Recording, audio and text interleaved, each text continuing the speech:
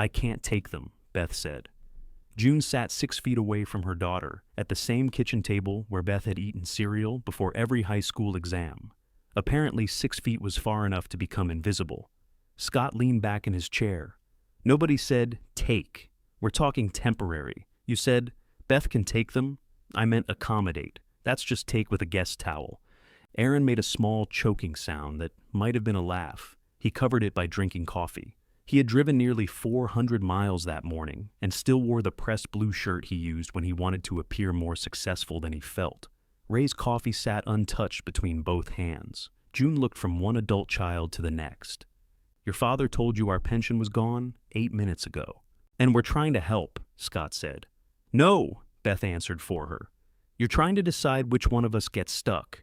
There it was. Not whether June and Ray would lose their house. Not what they needed. Who would take them, and how soon could everyone else leave before the assignment became permanent? June slid her wedding ring around her finger. It had grown loose that winter. Ray stared into his cup and said, I could sleep in Scott's garage if your mother took the spare room. For 1 second, no one spoke. June turned toward her husband. The soft, hopeful way he had offered himself up frightened her more than the empty retirement account. Scott was the first to recover. Dad, come on, nobody's putting you in a garage. You've got that apartment over it, Ray said.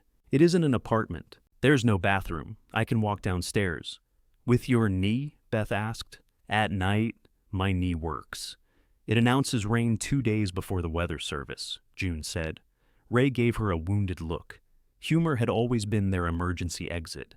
This time, neither of them could find the door. 3 days earlier, an envelope from Crown Retirement Services had arrived, folded between a grocery advertisement and a catalog addressed to the previous owner, who had been dead since 1998.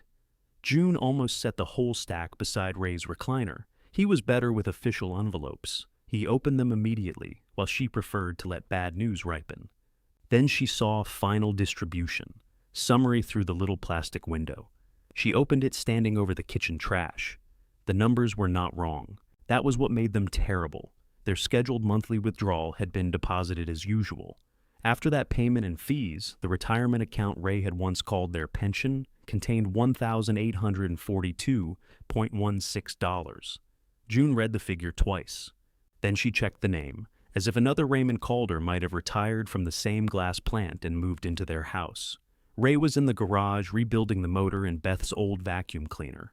Beth had bought a new one 2 years earlier, but Ray believed the old machine deserved a proper chance.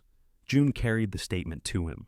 He was bent over the workbench beneath a row of baby food jars filled with screws, washers, and mysterious pieces of metal that, according to him, would become essential the day after she threw them away.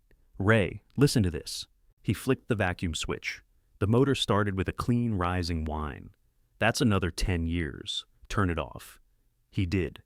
He looked at the paper, then at her face, and sat down on the rolling stool without asking what it said. They spent the afternoon with the green ledger, a calculator, and Ray's reading glasses, which he kept losing on top of his head. The ledger began the year he retired. June had recorded every withdrawal in tidy columns, though after the first few years, she stopped writing what each one was for. They reconstructed what they could. $6,000 for their roof, $21,000 for Beth's divorce attorney and rent deposit, $9,000 for Aaron's culinary program, then another $4,000 when he had to repeat a semester he claimed had been political, $38,000 across 2 winters to keep Scott's flooring crew working, cars, furnaces, medical deductibles, tax bills, hundreds of smaller transfers that had felt too temporary to count. This can't be all of it, Ray said. It isn't. We ate. I know we ate. We had the bathroom done. The floor was falling through. I'm not accusing the bathroom. He rubbed the heel of his hand across his forehead. We should have had more. We did have more. That had ended the conversation for nearly an hour. By Thursday evening, they had agreed to call the children home on Sunday. By Friday, Ray wanted to wait until after Easter. By Saturday, June found him standing in the pantry, counting cans of soup. Now Sunday had come, and their children were turning the problem into real estate. The house has to be part of the discussion, Scott said. He had brought a yellow legal pad and placed it beside his coffee. June had not seen him write anything on it. You've got too much space anyway. Too much for what? June asked. For 2 people. There are 5 people in it right now. You know what I mean? She did. Two people over 70 apparently occupied space differently, wastefully. Beth pushed her hair behind one ear. She had begun doing that during the divorce, quick and hard, as though her own hair had contradicted her. If they sell, where do they go? Because an apartment isn't free either, the house would give them a cushion. How much of a cushion? Scott looked at Ray. You still owe anything? 16,000, Ray said. June watched Scott's eyebrows rise. He had forgotten the loan they took against the house during his second bad winter. Or he had remembered and hoped they had not. Aaron set his cup down carefully. Could you maybe move between us? Beth looked at him. Like seasonal clothes? I'm trying to come up with something fair. You live 400 miles away. That doesn't make me not part of the family. It makes you very generous with rooms you're not offering. I have a one-bedroom apartment. So do I, effectively. My spare room is my office. Scott tapped one finger against the untouched legal pad. You work at the clinic. I supervise billing for 6 practices from home 3 days a week. I thought you went in. You thought Mom still worked at the fabric store until 2 years after she quit. June almost corrected her. It had been 19 months, not 2 years. She kept quiet. Scott's mouth tightened. Okay, so you have a desk in there. Desks move. And your fishing equipment doesn't? My place isn't set up for 2 older people. Neither is mine. Mom already knows your house. Knowing where I keep the towels isn't a retirement plan. Ray pushed his chair back an inch. June felt the movement through the floor. He hated raised voices, though he had spent 36 years in a plant where men communicated primarily by shouting over machinery. Stop, he said. No one did. Aaron spread his hands. What about 90 days each? It wouldn't be forever. 3 months with Beth, 3 with Scott, 3 with me. That gives us 9 months to figure out something permanent. Your mother has doctors here, Beth said. We have doctors, Ray corrected. Dad, that's what I meant. No, it isn't. The room finally quieted. June looked at him. A pink flush had climbed above his collar. He appeared more insulted by that missing pronoun than by the discussion of his sleeping arrangements. Scott exhaled through his nose. We can't solve this if everybody gets sensitive about wording. June stood and carried the coffee pot to the counter, though no one had asked for more. Her body wanted a task. Pour, wipe, fold, carry. She knew how to remain useful inside a disaster. The counter was crowded with Sunday things. Sugar bowl, cream pitcher, a plate of cinnamon rolls she had gotten up at 6 to bake because Aaron liked the middle one. Even after calling her children home to tell them she was nearly broke, she had spent $12 on butter, pecans, and brown sugar so the news would smell welcoming. Aaron had eaten the middle roll. She put the coffee pot down. Beth's voice softened behind her. Mom, we are worried. I know this sounds awful. It sounds practical, June said. Yes, that's worse. Beth fell silent. June turned. Her daughter's face had changed. Beth was still angry, but beneath the anger was something tight and familiar. June had seen it when Beth was 17 and trying to explain why she could not leave work to drive Aaron somewhere. She had seen it after the divorce, when Beth apologized for needing money before June had even agreed to give it. Scott had always asked without apology. Aaron apologized beautifully and asked anyway. Beth usually waited until the emergency was already chewing through the walls. June sat again. What exactly are you worried will happen? Beth blinked. What? To us. That you won't be able to pay your bills. Which bills? I don't know. Your bills. Scott, he shifted. Same thing. Aaron, that you'll lose the house. June folded her hands. Do any of you know what comes in every month from Social Security? No one answered. Do you know the property tax? Scott glanced toward the refrigerator, as though she might have posted it beside the grocery list. Do you know what your father's prescriptions cost? Beth said. I know he's on Medicare. That wasn't the question. Ray touched June's wrist under the table. It was not a warning exactly. More like a request to lower the temperature before something cracked. Scott picked up the legal pad at last. Fine. Give me the numbers. The gesture made June want to laugh. Scott had once gone 11 months without opening letters from the state tax department, but now he was prepared to manage her numbers. Ray answered before she could. We'll bring in $3,100 a month. Beth looked relieved. That's not nothing. No, June said. It's what we live on after we stop paying everybody else's bills. Scott's pen paused above the paper. Aaron looked at his coffee. Beth frowned. What bills are you paying? Ray's hand left June's wrist. It would have been easy to soften it. June could have said little things. She could have turned years of checks and transfers into a harmless parental habit. She could already feel Ray hoping she would. Instead, she said, Scott's truck insurance is due on Tuesday. Scott leaned back. That's through your policy because it's cheaper. We pay it. I reimburse you. When? I do. Name the month. His face darkened. June looked at Aaron. Your phone is still on ours. That's $40. It's $68. I can send that. You've been able to send it for 9 years. Beth stared between them. What are you paying for me? Nothing regular? A flicker of relief crossed Beth's face and vanished so quickly June might have imagined it. We do store half your house in ours, Scott said. Beth turned on him. Do not drag my dining chairs into this while Mom is paying for your truck.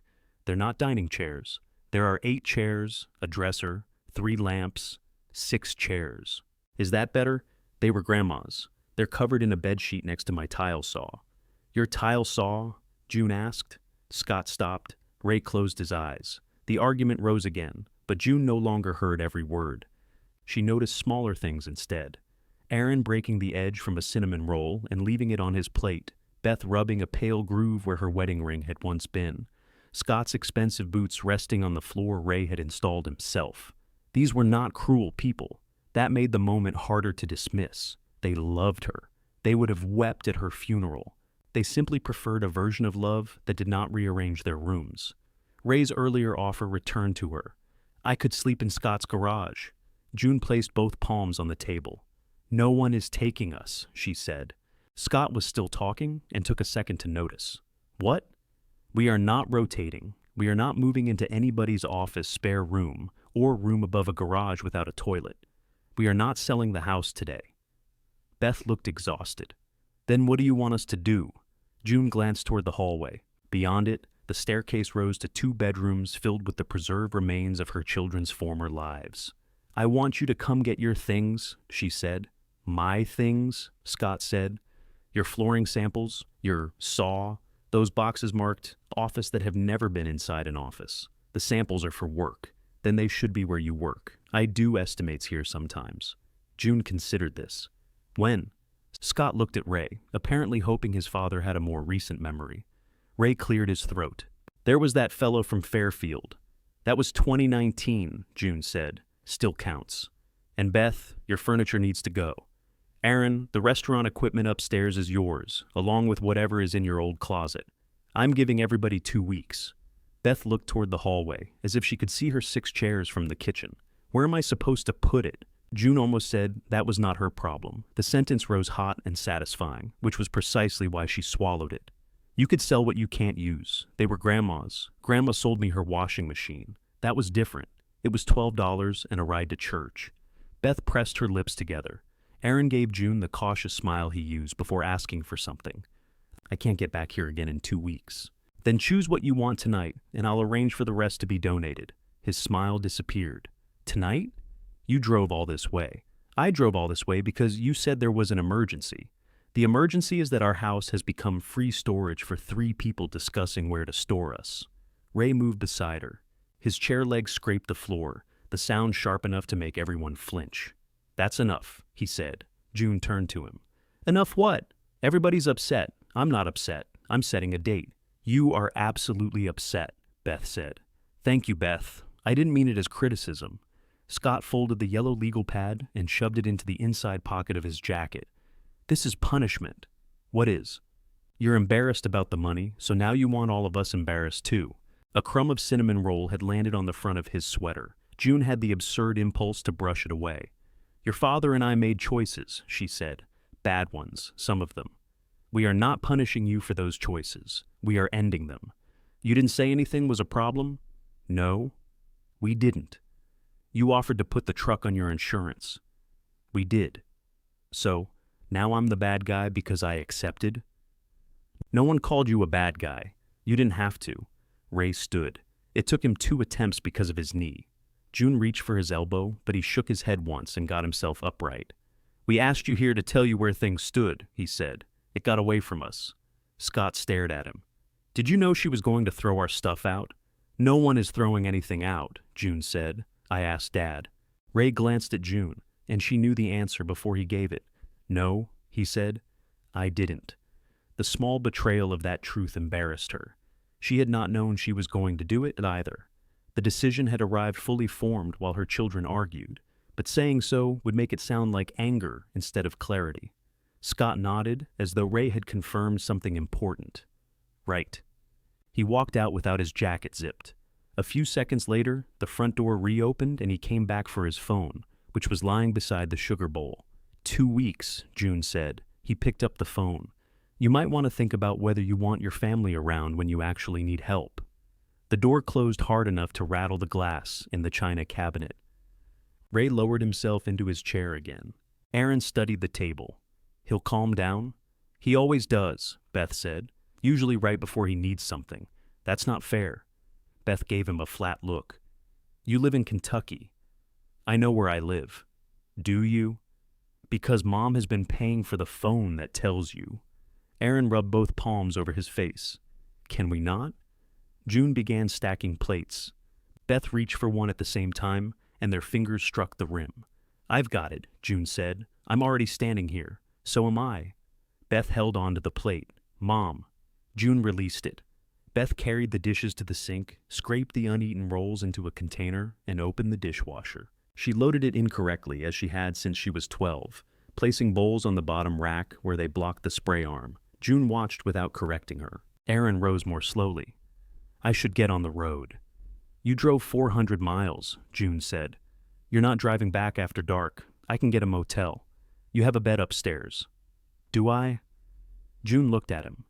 It was not defiance. His eyebrows had lifted slightly, and one corner of his mouth twitched. The joke was offered so carefully that she accepted it. Until tomorrow morning, she said. Can I have a checkout time? Don't push it. He kissed her cheek, then put both hands on Ray's shoulders. Ray reached up and gripped one of Aaron's wrists. For a moment, they stayed like that, neither looking at the other. I'm sorry, Aaron said.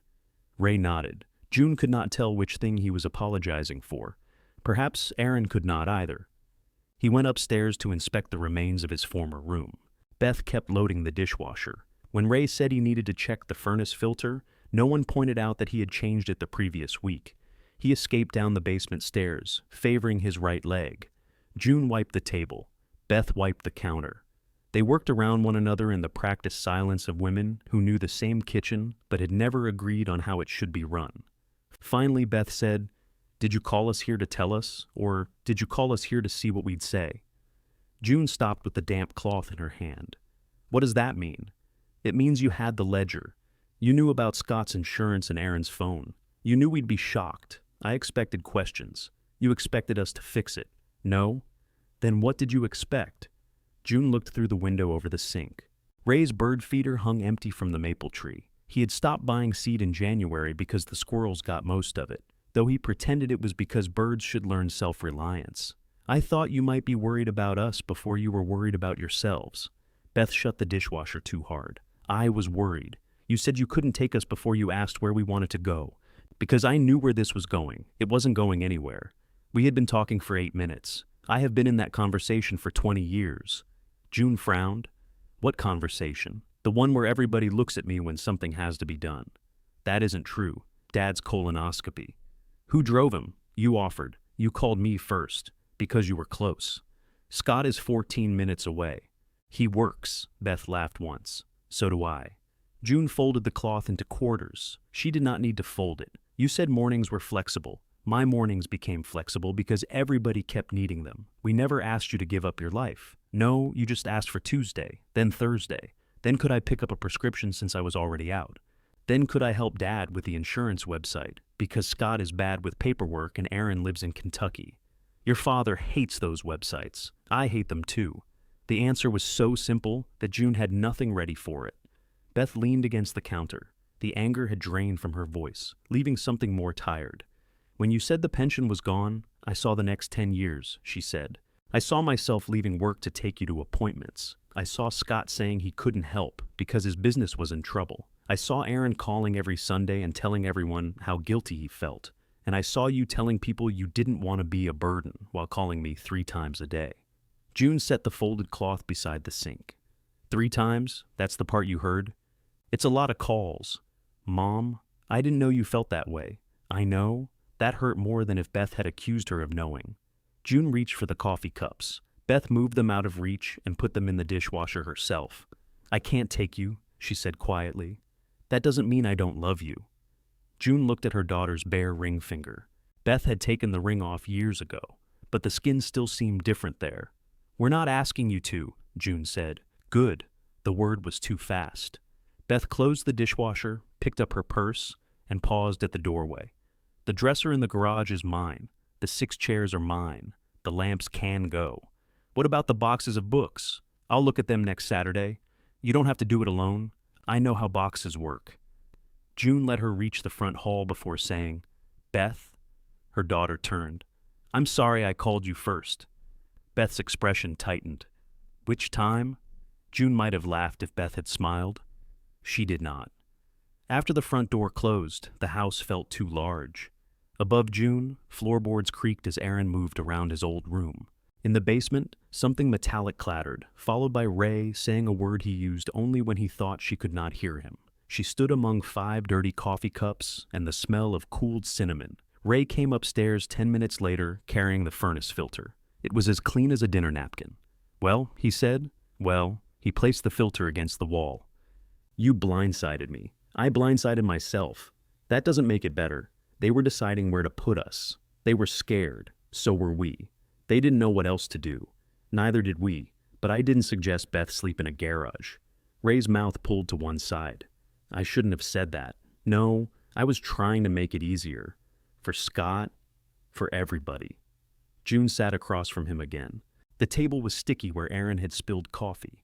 She pressed one finger to the spot and lifted it. We have spent 48 years making things easier for everybody, she said. That's what parents do. Until when? He looked toward the staircase. Aaron's footsteps crossed overhead. A closet door opened, then shut. Ray lowered his voice. They're still our children. They are 50, 47, and 42. They don't stop being ours because they got gray hair. Beth doesn't have gray hair. She dyes it. June almost smiled. Don't tell her you know. I'm old, not suicidal. The smile came anyway, brief and unwelcome. Ray reached across the table, but June got up before he could take her hand. She carried the green ledger from the counter and laid it between them. I'm calling the insurance company tomorrow, she said. Scott gets his own policy before the next payment. Aaron takes over his phone by the end of the month. Ray rested his palm on the ledger's cover. And the rooms, we empty them.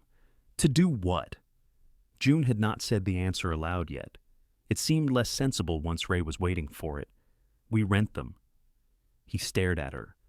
To strangers? To people with money. This isn't a boarding house. It has 2 bedrooms, a bathroom, and a roof. That's most of a boarding house. We don't know anything about renting rooms. We didn't know anything about running out of money either. We learned that. Ray pushed the ledger away. You're angry? Yes. You don't make a decision like that angry. Then I'll still be angry tomorrow. Upstairs, a heavy object thumped to the floor. Aaron called, Everything's fine. June and Ray looked at the ceiling. He always says that, Ray murmured.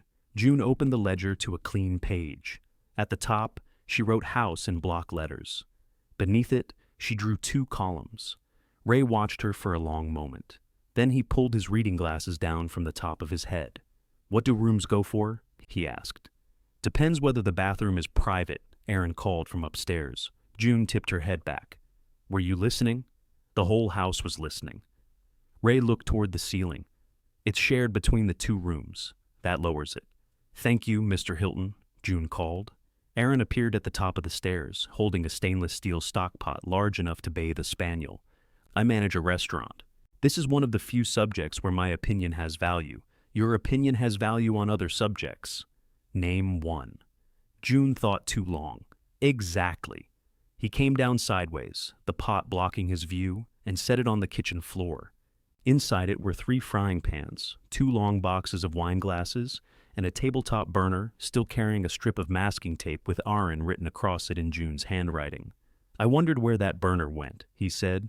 You told us to keep it. I know. I wondered where you kept it. Ray pushed the green ledger aside.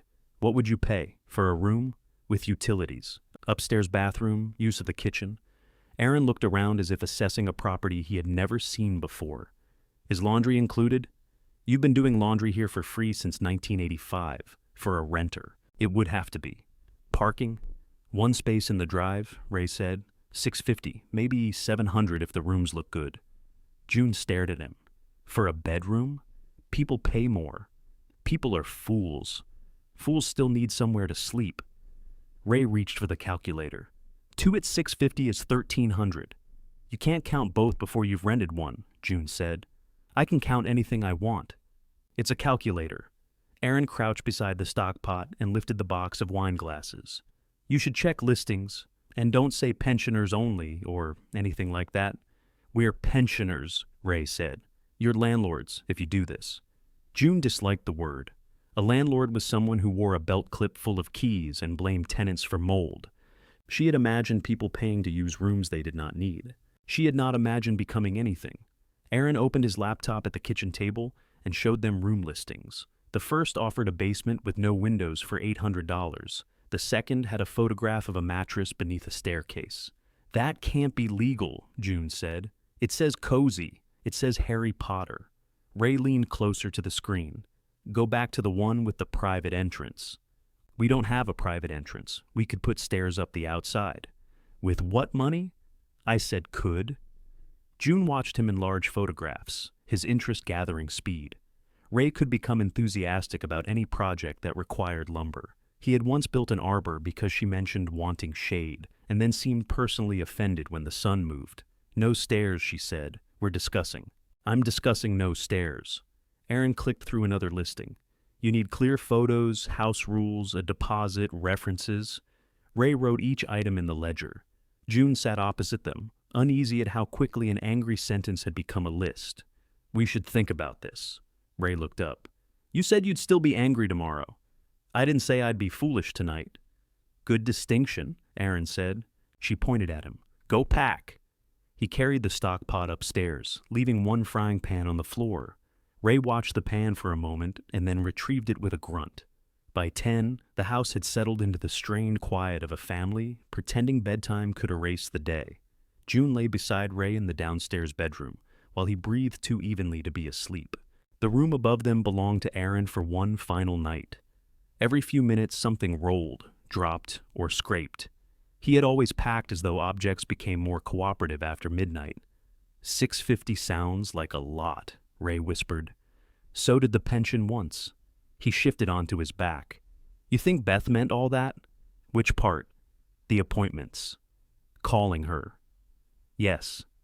I could drive myself. Your eyes were dilated after the last one. I could have waited. You walked into the coat rack. I knew it was there. June turned toward him. His face was a pale shape in the dark. We did call her first, she said. She lives closest. So does Scott. Scott's working during the day. Beth was right. So is she. Ray sighed. You want to be mad at me too? No. Sounds like it. I'm mad at every person in this family. I'm trying to spread it fairly. His hand found hers beneath the blanket. His fingers were cold. After a while, he said, I don't want strangers in the house. Neither do I. That sounded like agreement. It was companionship. The next morning, Aaron came down carrying 2 knife cases, a duffel bag, and a cardboard box labeled Catering Maybe. He had left the stock pot upstairs. June pointed toward the ceiling. It won't fit in my car. Then it goes. That pot cost $300. When? New. When was it new? He frowned. Time is cruel to cookware.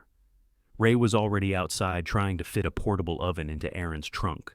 Metal struck metal, followed by a long silence suggesting something had gone poorly. Aaron poured himself coffee. About the phone, June waited. I'll call today and transfer it. I'd like to keep the number. Of course. I didn't know it was $68. You never asked. No. His agreement took some of the pleasure from her answer. He leaned against the counter.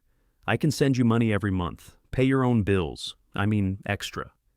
No. You just said you need income. We do. Then why won't you let me help?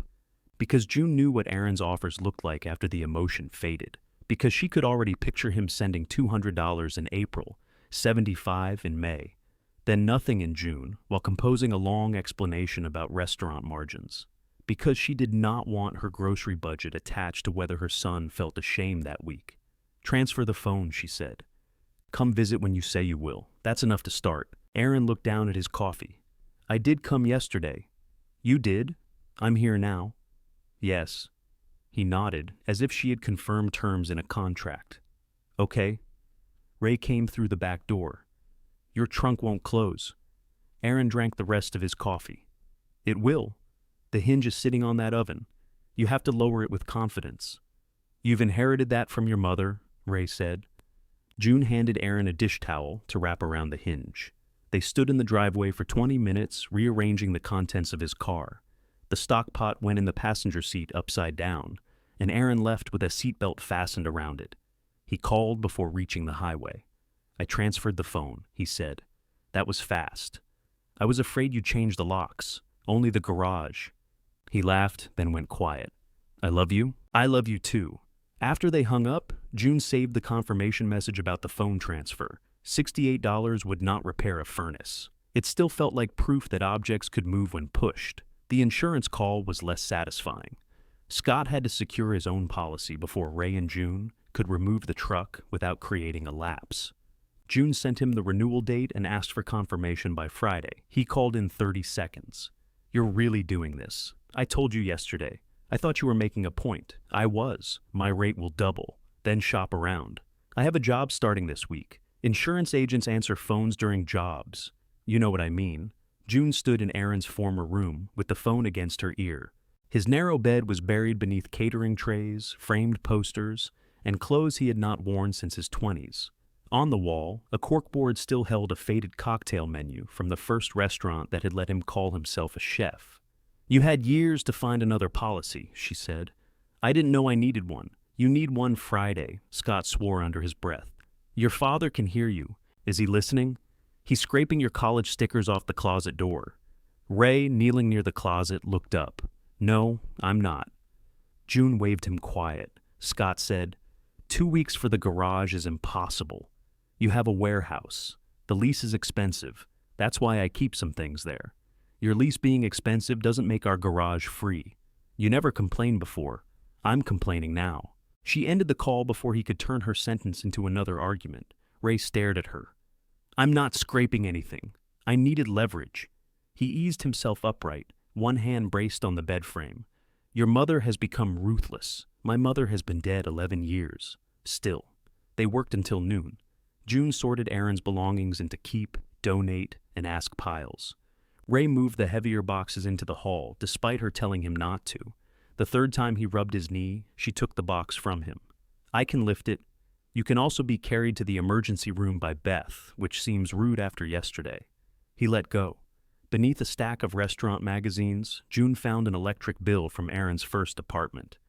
Overdue had been stamped across the front in red. She remembered paying it. She did not remember why the bill was in her house. She dropped it into the trash.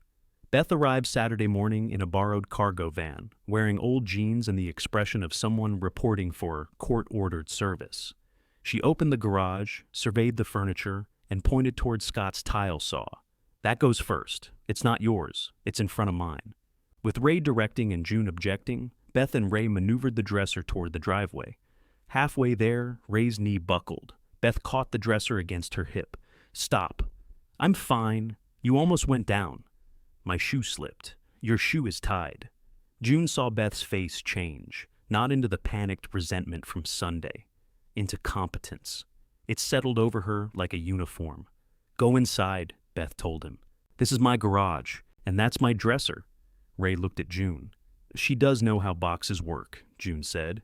He muttered something about being outnumbered and limped toward the kitchen. Beth waited until he was gone. If you're serious about renting, you need somebody to check the stairs. Your father checked them. I mean, somebody who didn't build them. They've held for 32 years. So has Dad. I'd still get him checked. June gripped one side of the dresser. Are you helping or inspecting? Both. They loaded the dresser, then the chairs, which were indeed 6. Beth tied them down with more force than necessary. While catching her breath, she said, There's a woman at the clinic looking for a room. June wiped dust across her jeans. You told people? I asked one person. Marisol works in the lab. Her apartment lease ends next month. We don't have anything ready. I told her that. We haven't decided what to charge. I told her that too. What exactly did you tell her? That my parents might rent an upstairs room to a responsible adult, and that the house always smells like cinnamon. June looked toward the open garage. Ray was visible through the kitchen window, pretending not to watch them. Does she know there are stairs? Yes. Shared bathroom? Yes. Who said we wanted someone from your work? No one. Beth picked up a lamp. But she wants to see it. When? A car slowed in front of the house. Beth looked at the clock on the garage wall. In about 2 minutes. A gray sedan pulled to the curb behind Beth's borrowed van. June stared at her daughter. You said 2 minutes? I thought the dresser would take longer. It did take longer. Then she drives fast. The driver's door opened.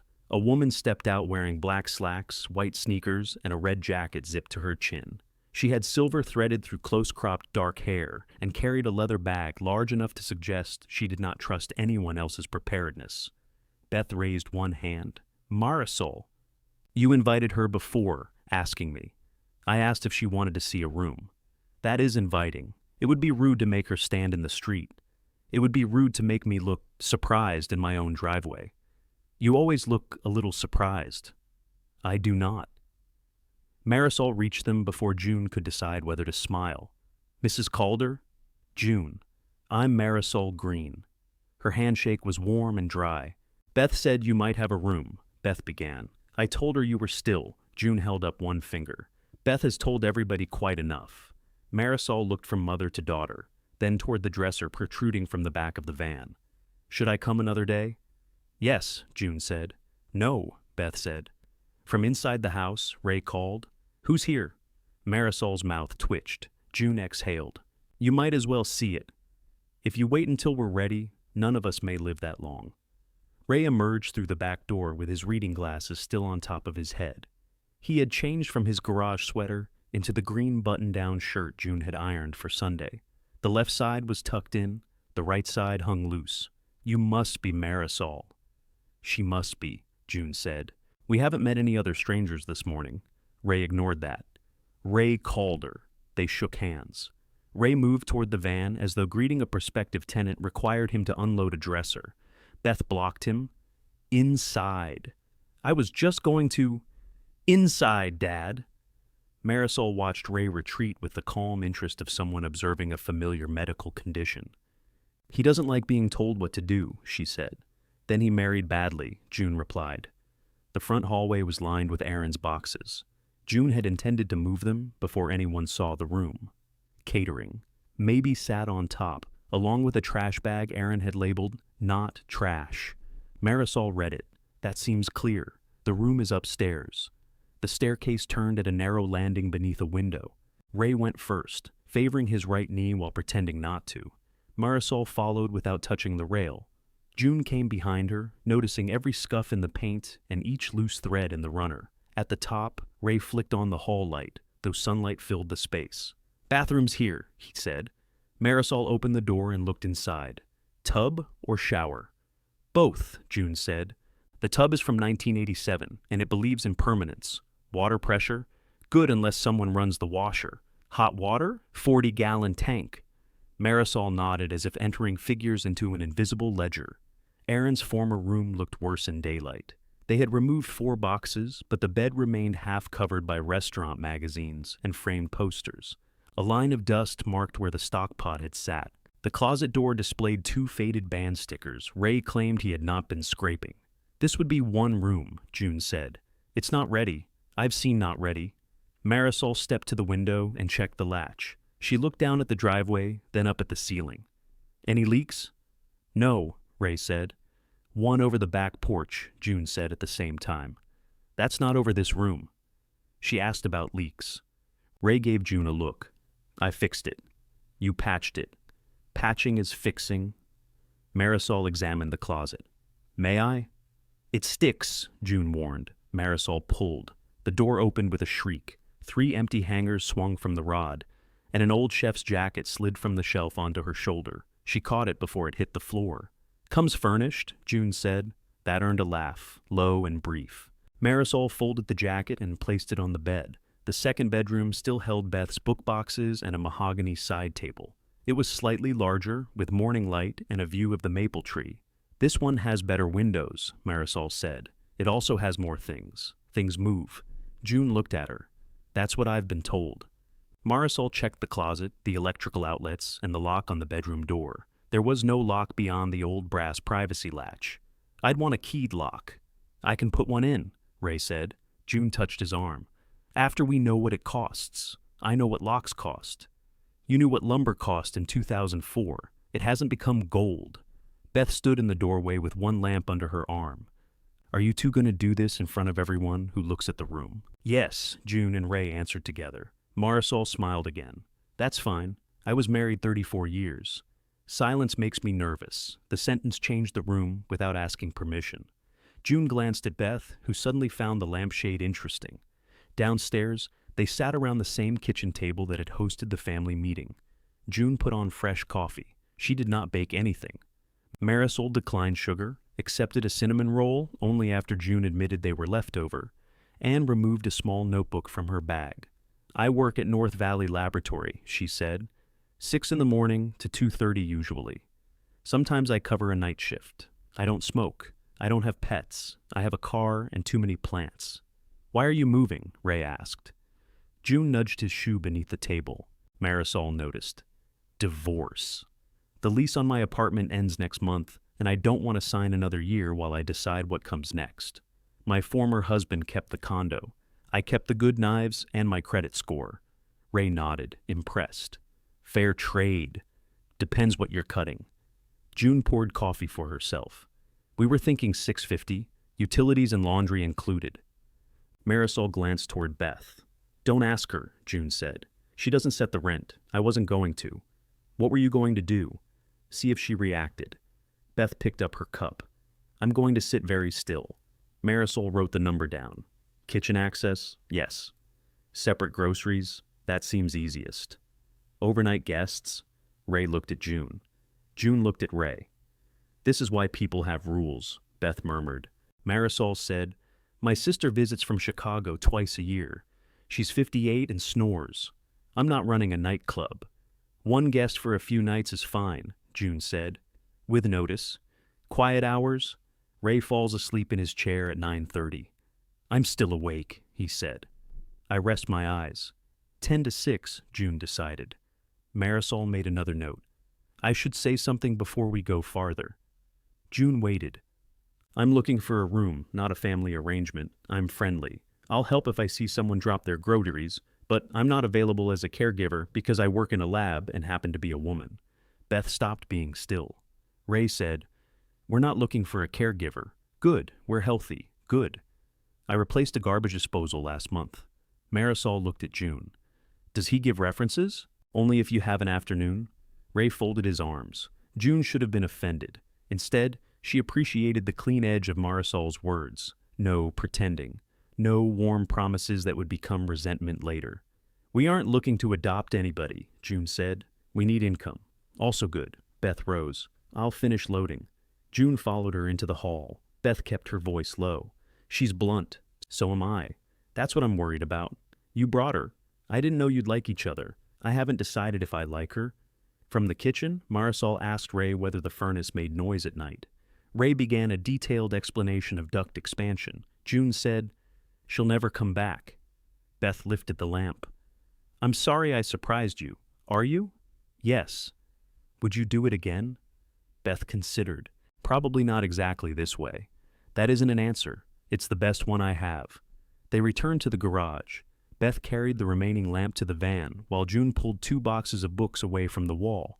Behind them sat Scott's tile saw, 3 cases of flooring samples, and a red compressor with a cracked handle. A pickup turned into the driveway before they had cleared space around the second chair stack. Scott parked behind Marisol's car, blocking everyone. He got out holding a white envelope. Beth shut her eyes. "Of course." "What?" June asked. "I texted him about the saw." "You texted him today? I thought he'd come this afternoon." Scott walked into the garage. "I got insurance." He handed June the envelope. Inside was a printed coverage page with a start date 2 days before their renewal. That was quick, she said. It was expensive. You found it. At 1.5 times what I was paying. You weren't paying anything. His jaw tightened. Can we not do this again? Ray and Marisol appeared in the back doorway. Marisol carried her coffee cup. Ray's shirt had come completely untucked. Scott looked at her. Who's this? Marisol Green, June said. She may rent one of the rooms. Scott's gaze went to Beth, then back to June. You're actually doing that? We said we might. You said that yesterday, and today arrived. Marisol set her cup on the workbench. I can leave while you discuss this. You don't have to, June said. Yes, she does, Scott replied. June turned to him. This is our house. I'm aware. Then don't dismiss my guest. Scott looked at Ray. You're okay with strangers living here? Ray rubbed the back of his neck. We're looking at options. Renting rooms to people you don't know while throwing your own family's things into the driveway isn't an option. It's a tantrum. Beth set the lamp down. She works with me. That doesn't make her not a stranger. Marisol picked up her bag. Her face showed no embarrassment, only decision. I have what I need, she said. June, call me if the room is still available after your family finishes voting on your house. Nobody gets a vote, June said. Marisol held her gaze. Then call me when you believe that. She walked to her car. Scott stepped aside, but his truck still blocked the drive. He had to move it before she could leave. The delay forced all 5 Calders to stand in the garage while he backed into the street and Marisol drove away. When Scott returned, June handed him the insurance paper. Thank you for taking care of this. He seemed disarmed by the gratitude. Then June pointed to the tile saw. Since you brought the truck, start with that. He gave a sharp laugh. I have to be on a job in 40 minutes. Then you have 39. Ray stepped between them. June. No, he called this a tantrum. Tantrums pass if everyone waits long enough. Scott's face reddened. June picked up one end of the saw's metal stand. It was heavier than she expected, but she did not let go. Mom, stop. Help me or watch me drag it. He watched for 3 seconds. Then he swore, grabbed the other end, and lifted. They carried it toward his truck without speaking. Behind them, Ray said to Beth, Your mother's going to hurt herself. Beth answered, Then you'd better move the flooring samples. By noon, Scott's truck held the saw, compressor, and 2 cases. He claimed there was no room for the third. June set it outside the garage and closed the door.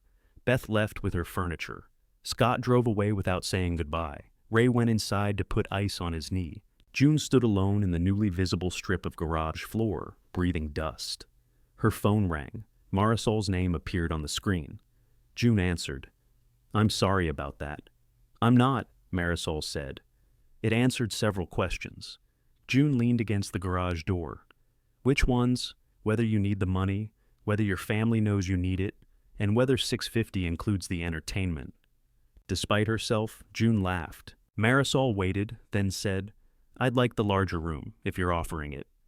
June looked toward the ceiling of the garage, beneath the room that still held Beth's books. When would you move in? 3 weeks. June closed her eyes. The first thing she felt was relief. The second was terror. Then we'd better get you a lock, she said. A lock, Ray said when June came inside. I told her I could put in a lock. She wants one. It's a bedroom, not Fort Knox. She has good knives. He looked up from the ice pack balanced on his knee. What does that have to do with anything? She mentioned them twice. I assume they matter. Ray shifted the ice pack. Did she say yes? I said yes. She said yes. Everybody said yes. $650?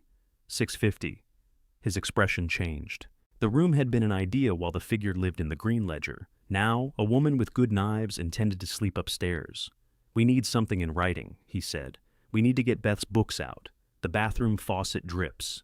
You said it didn't. I said the roof didn't leak. You said you fixed that too. I did. You patched it. June. By dinner, the list covered 2 pages. The bedroom needed a keyed lock, fresh paint, curtains, and a working smoke detector. The bathroom needed a new faucet washer, brighter bulbs, a shelf, and a shower curtain that did not feature faded seashells. Ray insisted the electrical outlets were fine. June plugged a lamp into one and watched the plug slide halfway out. Fine doesn't mean lying on the floor, she said. That one needs tightening. The carpet had a dark path from the doorway to the window. Cleaning it revealed 3 other stains that had been hiding beneath the general gray. "We could replace it," Ray said. "With what?" He stopped pricing carpet.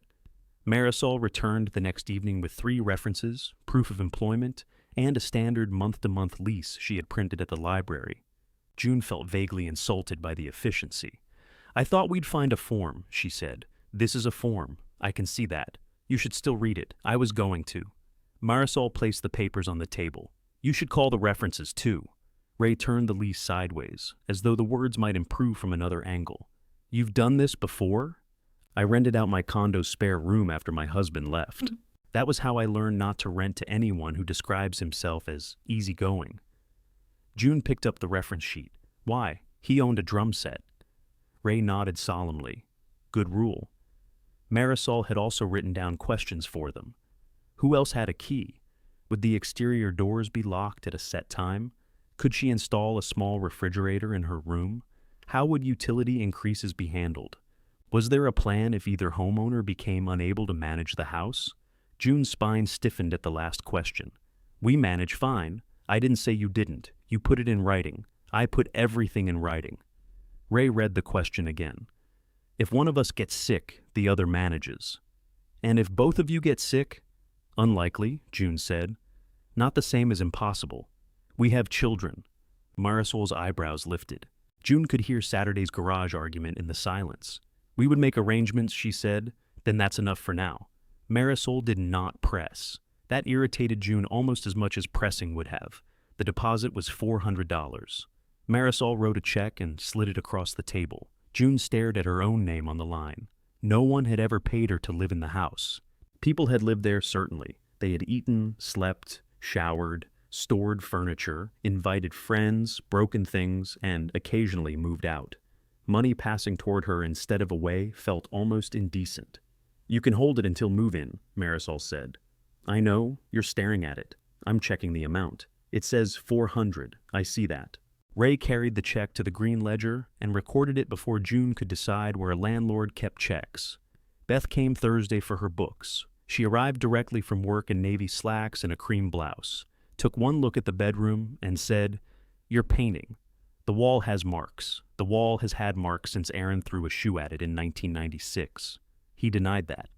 He denied owning shoes. June opened a box. "These are yours." Beth glanced at the spines. "Donate them." "All of them? I haven't opened those boxes since the divorce. There are cookbooks. I don't cook." "You make soup. I heat soup." June pulled out a hardback novel with a cracked blue cover. "You love this?" Beth looked at it for a moment, then placed it in her purse. "Everything else can go." June had expected an argument. The lack of one left her holding a dusty book with nowhere to put her resistance. Beth rolled up her sleeves. "Where's the paint? You came for boxes. I have an hour. You don't need to paint, I know." The answer made June look at her. Beth was already prying the lid from the paint can. "That's the point, isn't it?" They worked on opposite walls. Ray sat in the hall installing the lock, providing an unnecessary description of each step. He dropped a screw twice and accused the carpet of hiding it. Beth painted quickly and badly. "You're leaving lines," June said. "You told me I didn't have to help. You offered. I said I had an hour. I didn't say I was a professional." June went over the lines with her own roller. After several minutes, Beth said, "Marisol asked me if you fight all the time." "What did you tell her? That you've been married 48 years. "So, yes, but not efficiently," Ray called from the hallway. "I heard that." "She asked if Scott had a key," Beth continued. "He does. You should get it back." June stopped rolling. "Why?" "Because she asked who else could come into the house. Scott doesn't come in without knocking." Beth looked at her. "Usually," June amended. "Last month he took the ladder while you were at the pharmacy. Your father told him he could borrow it. Dad told him in November. He returned it in January." June rolled paint over a mark that was already covered. "We'll speak to him. Or change the exterior locks. That's dramatic." "No. Dramatic is hiding inside and pretending you're not home while your son walks through the kitchen looking for a socket wrench." June glanced toward the hall. Ray had become very quiet. "Did that happen?" Ray examined the screwdriver in his hand. "Once. You told me you found that wrench in the garage." "I did. Eventually." Beth pressed her roller against the wall. A drop of paint landed on her shoe. "Get the key back," she said. June did not promise. The room took all 3 weeks. The money did not wait politely while they prepared to earn it. The property tax installment came due. Ray's prescription increased by $18. The washing machine began making a hard knocking noise during the spin cycle. Ray crouched beside it, listening. "Bearing," he said. "Can you fix it? Probably." "How much?" "Depends." "On what?" "Whether I can fix it." He spent 2 afternoons with the machine pulled away from the wall and parts arranged on towels. Getting down was easy. Getting up required the utility sink, June's shoulder, and language that made Marisol's future room seem almost wholesome. The machine eventually ran without knocking. Ray calculated that he had saved them $300. June did not mention the 2 specialized tools he had ordered for $86. Marisol arrived on move-in day at 8 in the morning with a small rented truck and 2 men from a moving company. She had fewer possessions than June expected and more plants. Ferns, orchids, a rubber tree, 3 kinds of trailing vines, and a cactus wrapped in a towel occupied most of the front porch before the first piece of furniture came inside. "That one bites," Marisol warned Ray as he reached for the cactus. "I've handled worse. It has needles." I raised Scott. June laughed before she could stop herself. Marisol's bed frame was iron, her dresser plain oak. The blue armchair required the movers to turn it twice on the landing. Her boxes were labeled with exact destinations. Bedroom books, bathroom left shelf, kitchen knives, do not drop. June pointed to the last one. The famous knives. They earned the reputation. By noon, the room no longer looked like Beth's or Aaron's. Marisol's quilt lay across the bed. Plants filled the window. A framed photograph of Marisol beside another woman rested on the dresser, along with a small wooden box she positioned without letting the movers touch it. June felt a quick, unreasonable loss. She had wanted the old life removed. She had not expected the empty space to choose someone else so easily. She went downstairs and put a roast in the oven. At 6, the table was set for 3 before she realized what she was doing. Ray looked at the extra plate, but wisely said nothing. Marisol came down wearing soft gray pants and a sweatshirt. "Something smells good." "Pot roast," June said. "There's enough if you'd like some." "That's kind of you." "I already ate." June glanced toward the stairs. "When?" "I had a sandwich while unpacking." "A sandwich isn't dinner. It was large. You need something hot after moving all day." Marisol paused. "June, are meals included in the rent?" "No." "Then I'm going to say thank you and go upstairs. I was only offering, I know." The rejection was polite, reasonable, and somehow humiliating. Ray lifted the carving knife. "More for us." June sat. "I didn't make too much. You made a 4-pound roast. It shrinks." Above them, floorboards creaked. A drawer opened. Water ran through the pipes. Ray cut 2 slices and then a third, which he placed in a container for tomorrow without comment. At 10, June locked the front door. At 10:15, she heard Marisol come downstairs. The lock clicked open. June stepped into the hall in her robe. "Are you going out?" Marisol turned, car keys in hand. Night shift. Someone called off. "You didn't mention that." "I said I'd sometimes cover nights. I thought you meant with notice." Marisol looked at the door, then back at June. "Do I need permission to leave?" "No." "To come back?" "No." "What time do you lock the door?" 10. "I have a key." June heard herself. She had wanted a tenant, but some part of her had expected the tenant to behave like a guest who knew when the house was closed. Marisol softened. "I'll be quiet when I come in." The 3rd stair squeaks. I noticed. And the front lock sticks if you don't lift the handle. I noticed that too. Marisol opened the door, then stopped. "The roast smells better than my sandwich," she said. "I can save you some. I'd like that." After she left, June returned to bed. Ray was awake. "Everything all right?" he asked. She went to work. People do. At night. Some people do that too. June lay down and pulled the blanket to her chin. At 2:40 in the morning, the front lock scraped. The door opened gently. Marisol's shoes crossed the hall, paused at the kitchen, then moved upstairs one careful step at a time. She missed the squeaking stair. In the morning, the roast container was washed and drying beside the sink. Next to it sat a note in precise handwriting. "Excellent. Thank you. Also, someone emailed about your second room, electrician at the hospital renovation. Name is Darnell. I told him to call after 8.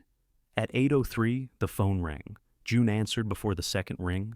Calder residence. Mrs. Calder, this is Darnell Price. Ms. Green said you might have a room. June looked toward the ceiling. Ms. Green moved in yesterday. Yes, ma'am, and already she's advertising. A pause followed. Should I not have called? No, you should have called. I'm just learning how quickly information travels through my house. Ray came in from the garage holding a bent piece of metal and mouthed, "Who is it?" June covered the phone. The electrician. Ray put the metal down and reached for the receiver. She turned away from him. Tell me what you're looking for. Darnell's voice was quiet and precise. He was 38, working on the hospital renovation through the end of the year, and currently paying too much for a weekly motel room beside the highway. He needed parking for a pickup, access to laundry, and somewhere he could sleep without hearing an ice machine empty itself every 40 minutes. No pets, he added. No smoking, no drums. June looked at the note Marisol had left. Why did you say drums? Ms. Green said it mattered. From the stairs, Marisol called, It matters. June covered the receiver again. Were you listening? The whole house was listening. Ray smiled. Runs in the family now. Darnell came to see the room that evening. He arrived exactly at 6 wearing work boots, dark work pants, and a yellow safety vest over a gray shirt. He was tall enough to lower his head beneath the porch light, even though it cleared him by several inches. His hair was cut close, and a pale scar crossed one eyebrow. He wiped his boots twice before stepping inside. Ray noticed. June saw him notice. This way, Ray said. Darnell stopped at the staircase and listened, while Ray explained the squeak in the third step. He examined the smaller room without touching anything until June told him he could. Aaron's bed had been stripped.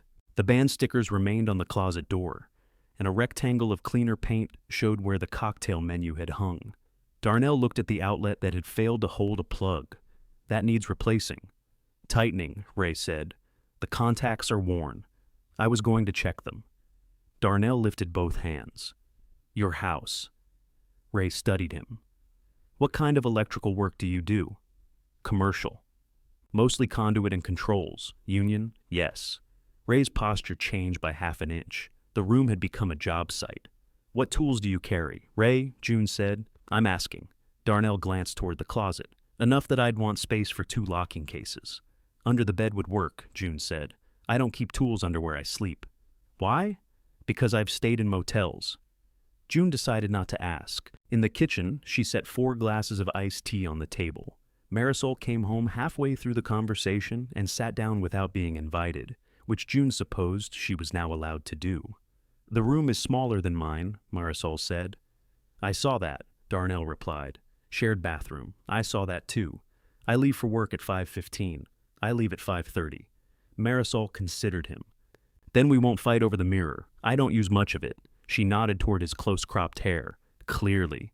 Darnell smiled. June opened the green ledger. We were thinking $600 for that room, utilities and laundry included. Ray looked at her. They had discussed $650 for both. It's smaller, she said. I didn't say anything. Your face did. Darnell took a sip of tea. Month to month? Marisol's is. I'd prefer through December. The hospital job is steady and moving costs money. June had expected bargaining over the rent, not a request to stay longer.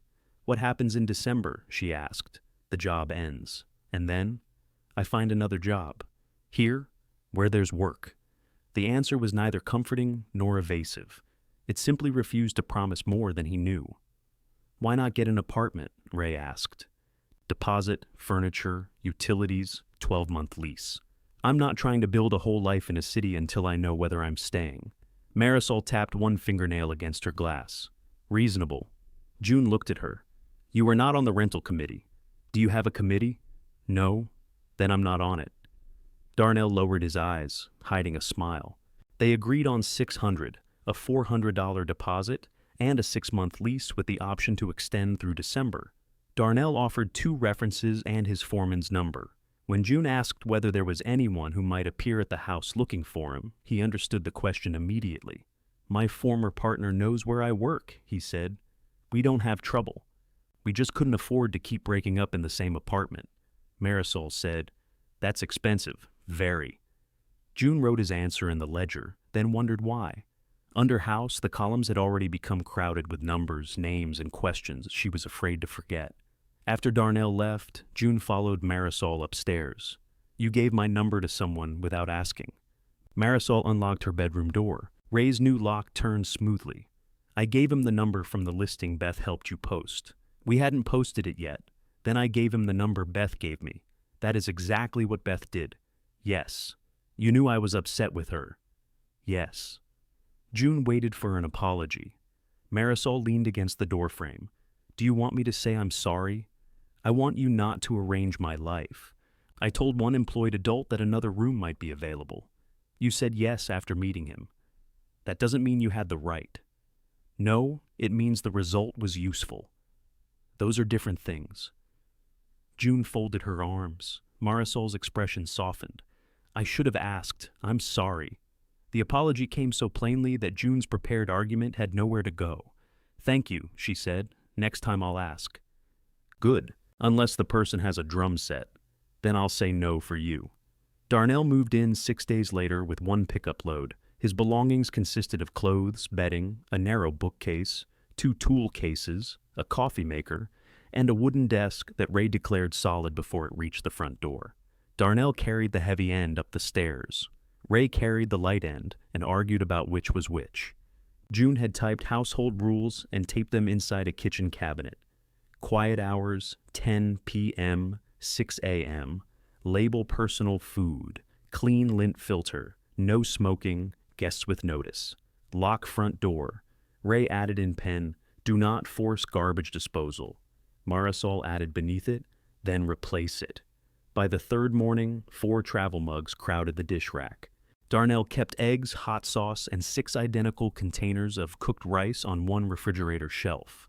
Marisol labeled her butter. Ray used it anyway, then denied seeing the label while holding the wrapper with Marisol written across it. June bought colored stickers for shelves and drawers. She assigned blue to Marisol and green to Darnell. "What color are we?" Ray asked. "We own the refrigerator." "That sounds like no color. You can have yellow." "I don't want yellow." Darnell walked in during the discussion, opened the refrigerator, and placed a green sticker on Ray's beer. "There," he said. "Now it's mine." Ray stared at him, then laughed hard enough to cough. The laughter pleased June. So did the deposits recorded in the ledger, the first rent checks, and the grocery total she no longer had to subtract from money meant for medicine. Yet every new sound in the house demanded interpretation. A shower at 5 in the morning, Darnell's boots on the porch, Marisol talking on the phone behind her locked door, the washer running on Wednesday instead of Monday.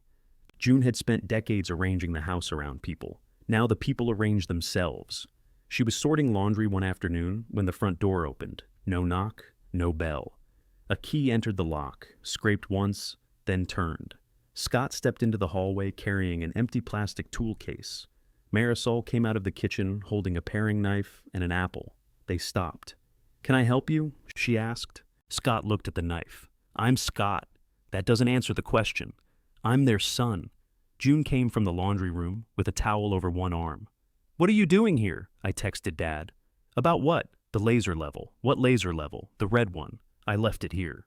Marisol lowered the knife but did not step away from the kitchen doorway. Scott looked past June. "Is she always like this?" "She lives here. I'm aware." "No, I don't think you are." Ray entered through the back carrying 2 grocery bags. "Scott, I sent you a text. My phone was in the truck. I need the level." Ray set the bags down. "I think it's on the shelf over my bench." Scott moved toward the kitchen. Marisol did not move aside. "You can put the knife down," he said. "I was cutting an apple before you walked in. It's my parents' house, and I pay to live here." Scott looked at June. "Seriously?" June felt the old reflex to smooth, explain, assure him no one meant anything. Instead, she said, "You should have knocked. I have a key. You should still knock. Since when? Since other people live here. I'm not other people. That's why it didn't occur to you." Scott's face hardened. He turned toward Ray. "Can I get my level?" Ray led him through the kitchen to the garage. Marisol resumed cutting her apple, though her slices came out thinner than before. "Who else has a key?" she asked. "Beth, Aaron, Scott. Anyone not related to you?" No, that wasn't as reassuring as you meant it. June watched Scott through the kitchen window. He found the level beneath Ray's workbench, held it up, and said something sharp. Ray answered without looking at him. "We'll get the keys back," June said. Marisol bit into an apple slice. "And if you don't, then we'll change the locks." Scott came through the kitchen 5 minutes later. "Found what you needed?" June asked. "Found what was mine." He stopped at the front door and looked at Marisol's labeled butter, Darnell's work jacket on a hook, the new house rules inside the open cabinet. "You changed everything fast." June glanced around. The same clock ticked above the stove. The wallpaper still curled near the back door. Ray's coffee cup sat where he had left it. "Not everything," she said. Scott left without returning the key. Ray waited until the door closed. "He's angry. So am I. You want me to call him? I want you to change the locks." Marisol picked up her apple and went upstairs, giving them privacy without pretending she could not hear. Ray lowered his voice. "We don't lock our children out. They don't live here. That isn't the point." It became the point when a paying tenant met a man with a key in the hallway. "He's our son. He's a man Marisol has never seen."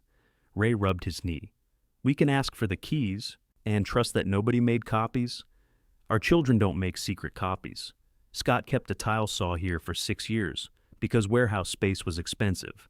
That's not the same. No, a tile saw doesn't open the front door." Ray stared toward the garage, where the laser level had left a clean rectangle in the dust. Changing both locks cost $84. Ray complained through the entire process, then spent an hour making sure every new key turned without sticking. He gave one to Marisol, one to Darnell, one to June, and kept one on his own ring. The 5th key lay on the kitchen table. "For emergencies," he said. June picked it up and placed it in the green ledger. "Emergencies can ask," she said. 2 evenings later, the old lock scraped at 6:20. Then came silence. The doorbell rang. June opened the door. Scott stood on the porch holding his useless key. "You changed the locks." June looked at the old brass key pinched between his fingers. "Yes. You didn't tell me. You didn't return the key. I didn't know there was a deadline. There was a conversation. There's always a conversation with you. Half the time, I don't know which part is an order." Behind June, Ray's chair creaked. Scott looked past her. "Dad home? He's sitting 10 feet away. Can I come in?" The question should have pleased her. Instead, it sounded so unlike him that she stepped aside without answering. Scott crossed the threshold and wiped his shoes on the mat. He had never done that unless the soles were muddy. He placed the useless key on the narrow hall table beside a bowl of coins and a wooden angel Aaron had made in shop class. Ray rose. "I didn't know you were coming. I was nearby. Did you need something?" Scott looked at him. "Does everybody have to need something?" Marisol's bedroom door closed upstairs. Not loudly, but June heard the click of the new lock. "No," Ray said. "I'm glad to see you." Scott glanced toward Darnell's work jacket on the hook. "Busy place." "Darnell's still at the hospital," June said. "I didn't ask." "You were looking at his jacket. I was looking at the hook where mine used to be." June remembered a blue varsity jacket hanging there, though not the last year it had done so. Ray touched Scott's shoulder. "Sit down. You want coffee?" "No." "Beer?" "Whose color is it?" Scott asked.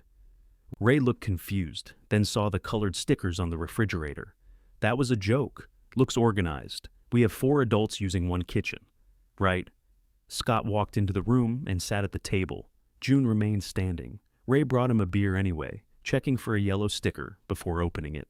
For several minutes, the men discussed a flooring job at a dentist's office. The subfloor had been wrong. The measurements had been wrong. The dentist, according to Scott, had opinions about adhesives despite having spent his career inside people's mouths. June wiped an already clean counter and tried to hear Scott as a son instead of a demand approaching from a distance. It came after half the beer. "One of my commercial clients is late paying," he said. "Just for a few days." Ray's shoulders shifted. Scott kept his eyes on the bottle. Insurance coming out at the same time didn't help. June turned around. "We're not putting the truck back on ours?" "I didn't ask." "What are you asking?" "I'm not asking anything." "Then what are you telling us?" "That things are tight. You think you're the only people who ever had to look at a number twice?" Ray said. "How tight?" "Ray." "What?" "I'm asking." Scott finished the beer and stood. This is why I didn't want anything. You didn't want the beer? June asked. I didn't want to come in. The words landed harder than his anger had. Ray followed him into the hall. Scott, wait. Scott took the old key from the table and held it out to June. When she opened her palm, he placed it there gently. You could have just asked for it, he said. I did. No. You told me what I'd done wrong, then changed the lock. Because you didn't give it back, I forgot. You forget things that matter to other people. His face closed. Ray said her name, low and warning. Scott opened the door. Keep the key. I know how the bell works now. He left. June watched through the narrow window as he sat in his truck without starting it. He stayed long enough that she almost went outside. Then his headlights came on, and he backed away. You didn't have to say that, Ray said. It was true. That doesn't mean you have to use it. He walked into our house. He rang tonight, after he tried the key. Ray carried the empty beer bottle to the recycling bin. You enjoyed him finding out. June stared at him. No. For a second, you did. She wanted to deny it. The old key felt warm in her hand. I enjoyed the door holding, she said. Ray looked toward the window where Scott's truck had disappeared. Same thing to him? Beth came for coffee Wednesday morning, carrying 2 bakery muffins in a paper bag. She did not arrive early enough to drive anyone anywhere. She did not ask about bills. June did not mention that the upstairs bathroom fan had started rattling. They sat at the kitchen table while Marisol left for work, and Darnell came in from the porch carrying his empty travel mug. Morning, he said. Beth watched him open the cabinet, take down coffee, and start a fresh pot without asking where anything was. You live here now, she said. That's what the lease claims. He makes coffee stronger than your father, June said. Concrete is stronger than Dad's coffee, Ray called from the garage. I can hear you. Darnell measured grounds into the filter. That's because your coffee doesn't distract him. Beth laughed. June cut the muffins in half. She nearly asked Beth to stay while she took Ray to the pharmacy. The request formed with such familiar ease that she felt it before she recognized it. She picked up her own car keys instead. Beth noticed. You going somewhere? Pharmacy. I can take you. I have a car. I know. June waited for the relief she had expected to feel. Instead, she heard the guarded way Beth offered, already braced for the offer to become an assignment. We can finish coffee first, June said. Beth's shoulders lowered. They finished it. The new household developed habits without meetings. Marisol watered her plants on Sunday mornings and left the watering can in the upstairs tub until June asked her not to. Darnell washed work clothes on Thursday nights and cleaned the lint filter with such precision that Ray began inspecting it afterward for reasons he could not explain. Ray and Darnell spent an hour at the workbench replacing the loose outlet from Aaron's room. Ray supplied a screwdriver old enough to have a wooden handle. Darnell used it, cleaned the dust from the shaft, and returned it to the exact hook. Good tool, he said. I bought that before you were born. That doesn't make it good. No, the steel makes it good.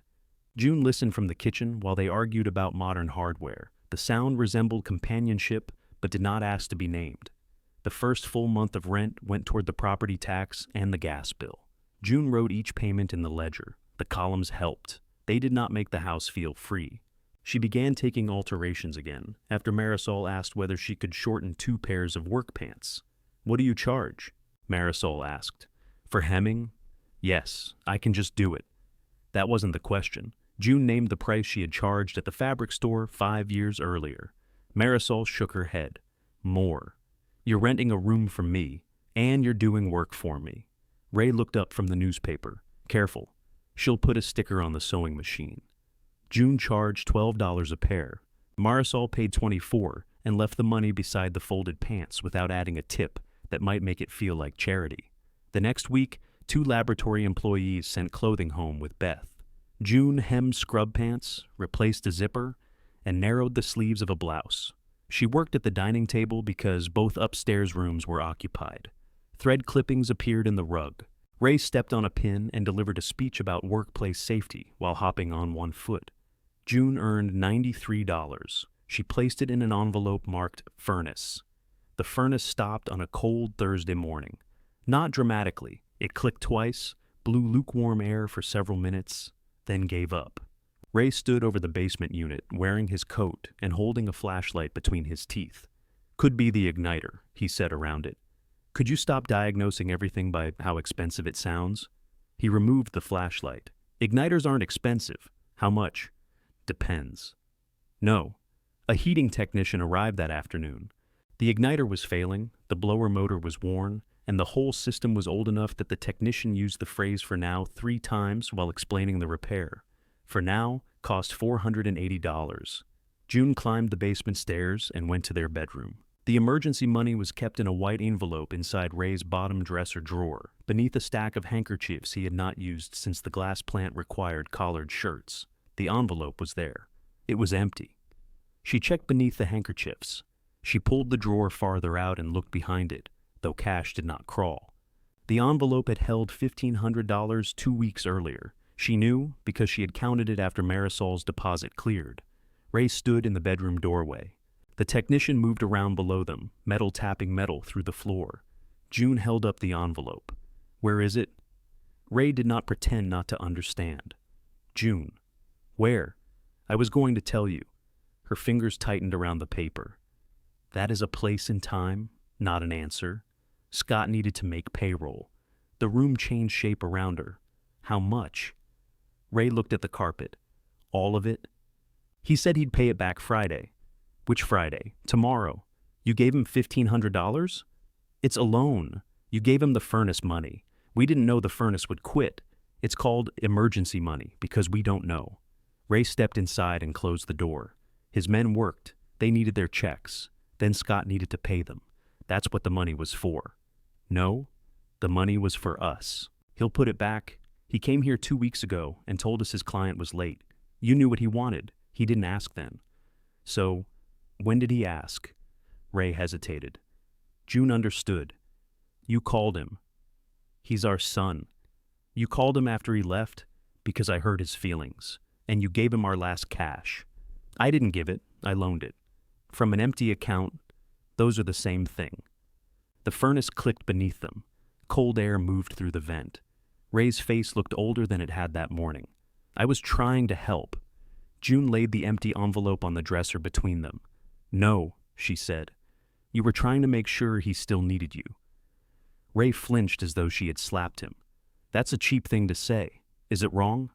I helped our son pay people who worked for him. With money you hid from me. I was going to tell you, after he paid it back. Yes. And if he didn't, he will. Then you would have told me after the furnace started working by faith. From the basement came the scrape of the technician's toolbox. He called up the stairs. Mr. Calder. Ray turned toward the hall. June blocked the doorway. We are not finished. There's a man waiting to fix our heat. With money we don't have. We have money in checking. We have $412 after the electric bill clears. Then we'll use a card at 21%. What do you want me to do, June? Go downstairs and ask him to put the broken part back? She stepped aside. Ray walked past her. His shoulders were stiff, his bad legs slow. June remained in the bedroom with the empty envelope until she heard him tell the technician to proceed. She sat on the edge of the bed. For years, whenever one of their children called with a problem, Ray had become 10 years younger. His back straightened. His voice sharpened. He found tools, numbers, contacts, and the one useful question no one else had thought to ask. June had loved watching him become necessary. She had helped. She had packed sandwiches while he drove to repair a water heater. She had transferred money before anyone could feel ashamed asking twice. She had told their children not to worry their father because she knew worrying was sometimes the thing that made him happiest. A knock sounded on the bedroom door. Marisol stood in the hall holding 2 mugs. I made coffee, she said. I didn't ask for coffee. No. That's why it's called offering. June accepted one. Marisol glanced at the empty envelope on the dresser, then looked away without asking. The heat should be back in an hour, June said. I have sweaters. Darnell has a space heater in his tool case. Of course he does. He has 3 kinds of tape too. I don't trust anyone that prepared. June took a sip. The coffee was strong enough to make her eyes water. Ray loaned Scott our emergency money. Marisol leaned one shoulder against the doorframe. Do you want an opinion or a witness? June stared into the mug. What's the difference? An opinion talks. A witness remembers you were angry for a reason after everybody calms down. A witness. Then I'm sorry. Marisol left her with the coffee. Downstairs, Darnell had positioned a small space heater in the kitchen. Ray objected that it would trip the breaker. Darnell said it would not. Ray explained the age of the wiring. Darnell listened, checked the outlet, and plugged it in anyway. The four of them sat around the kitchen table wearing coats while the technician worked below.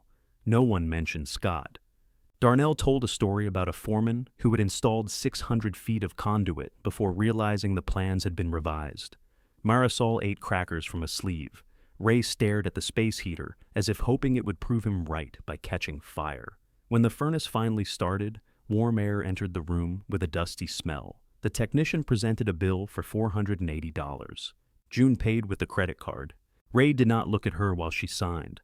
That night they lay with their backs turned to each other. The furnace cycled twice. Each time it started, June heard the cost. Near midnight, Ray said, "I don't know what I'm for if I can't help them." She kept facing the wall.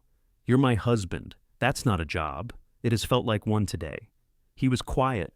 Then he said, when Scott called, he sounded scared. "He's 47. You keep saying their ages like adulthood cures fear. No. I say their ages because adulthood should cure expecting your parents to cure it. He didn't expect it.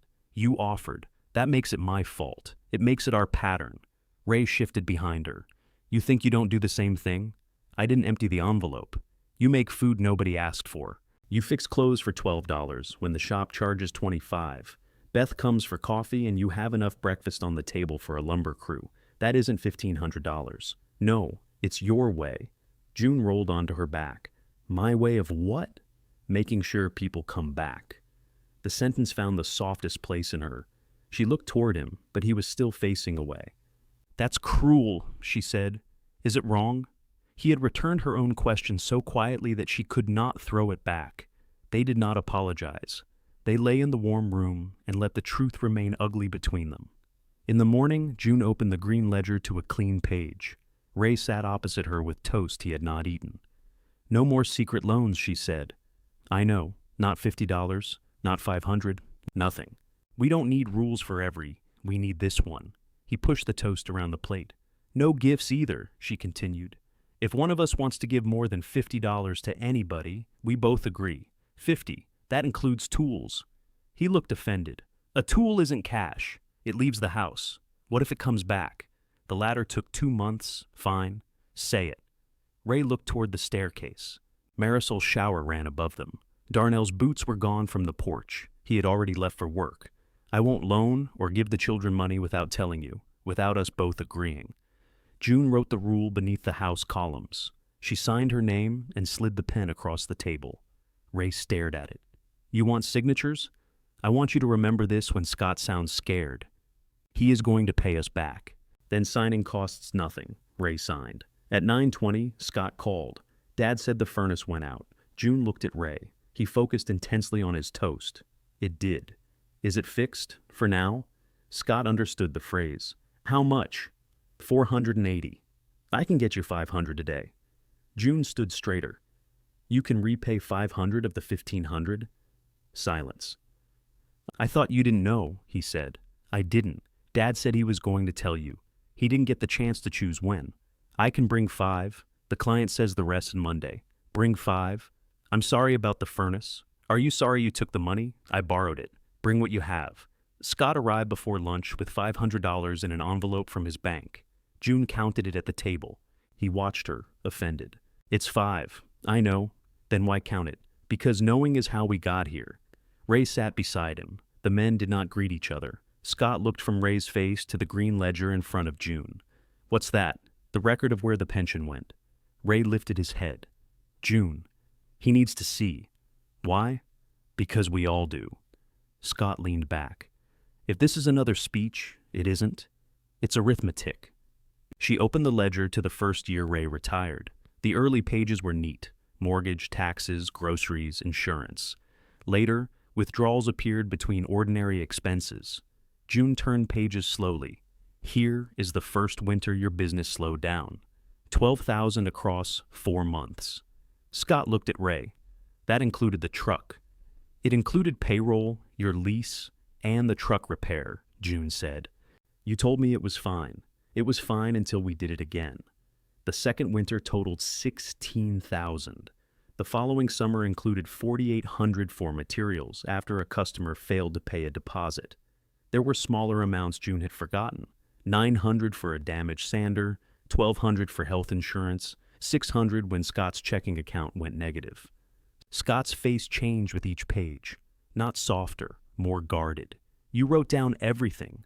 We wrote down withdrawals. Looks like you were building a case. If I were building a case, I would have put your name beside all of them. Most of them don't have names. We knew. Ray put one hand over the page. June, enough? No, not enough. That is the problem.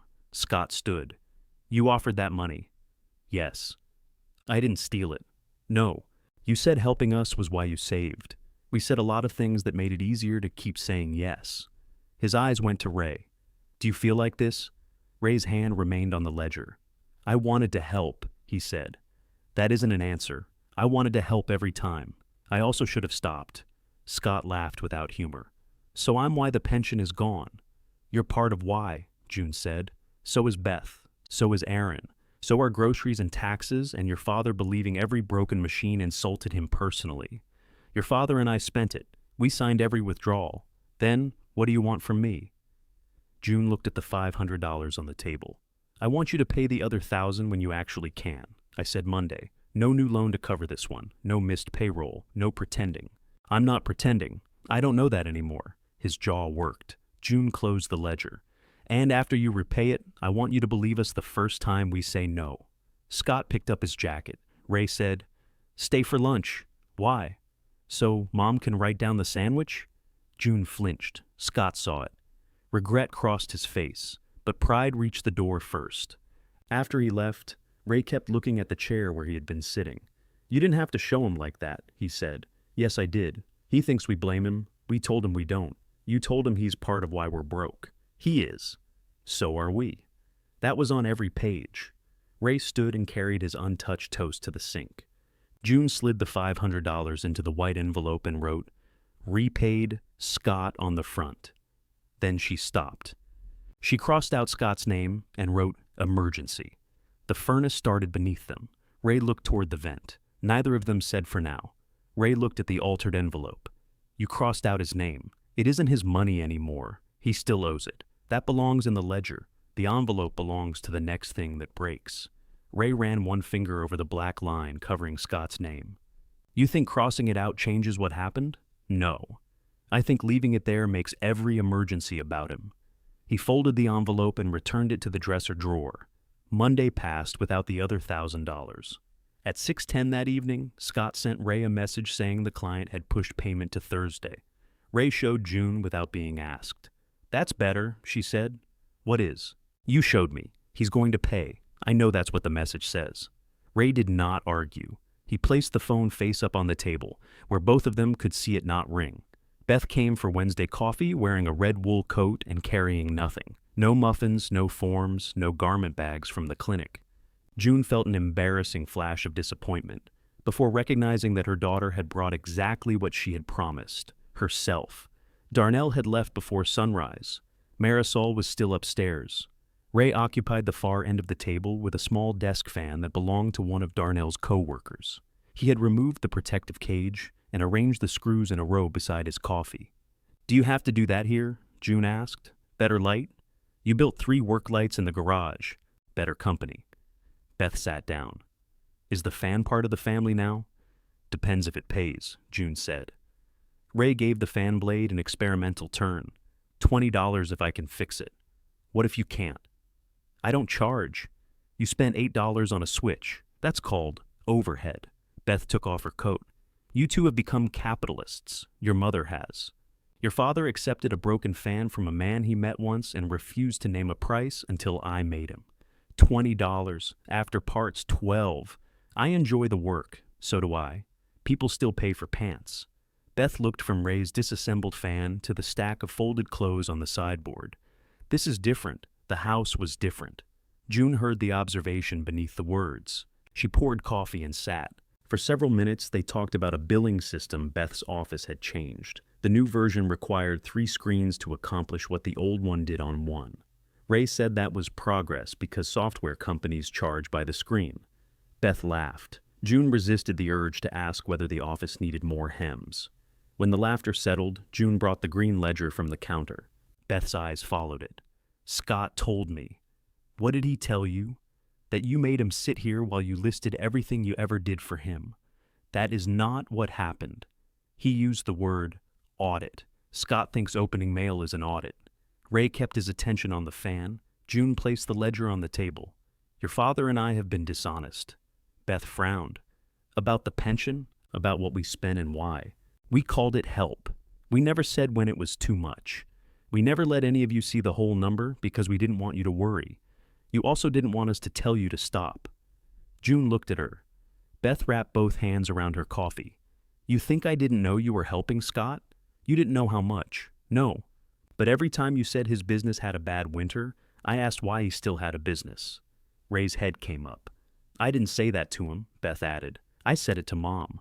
She did, June said. You told me he had employees depending on him. He did. And somehow that meant you were depending on me. June opened the ledger.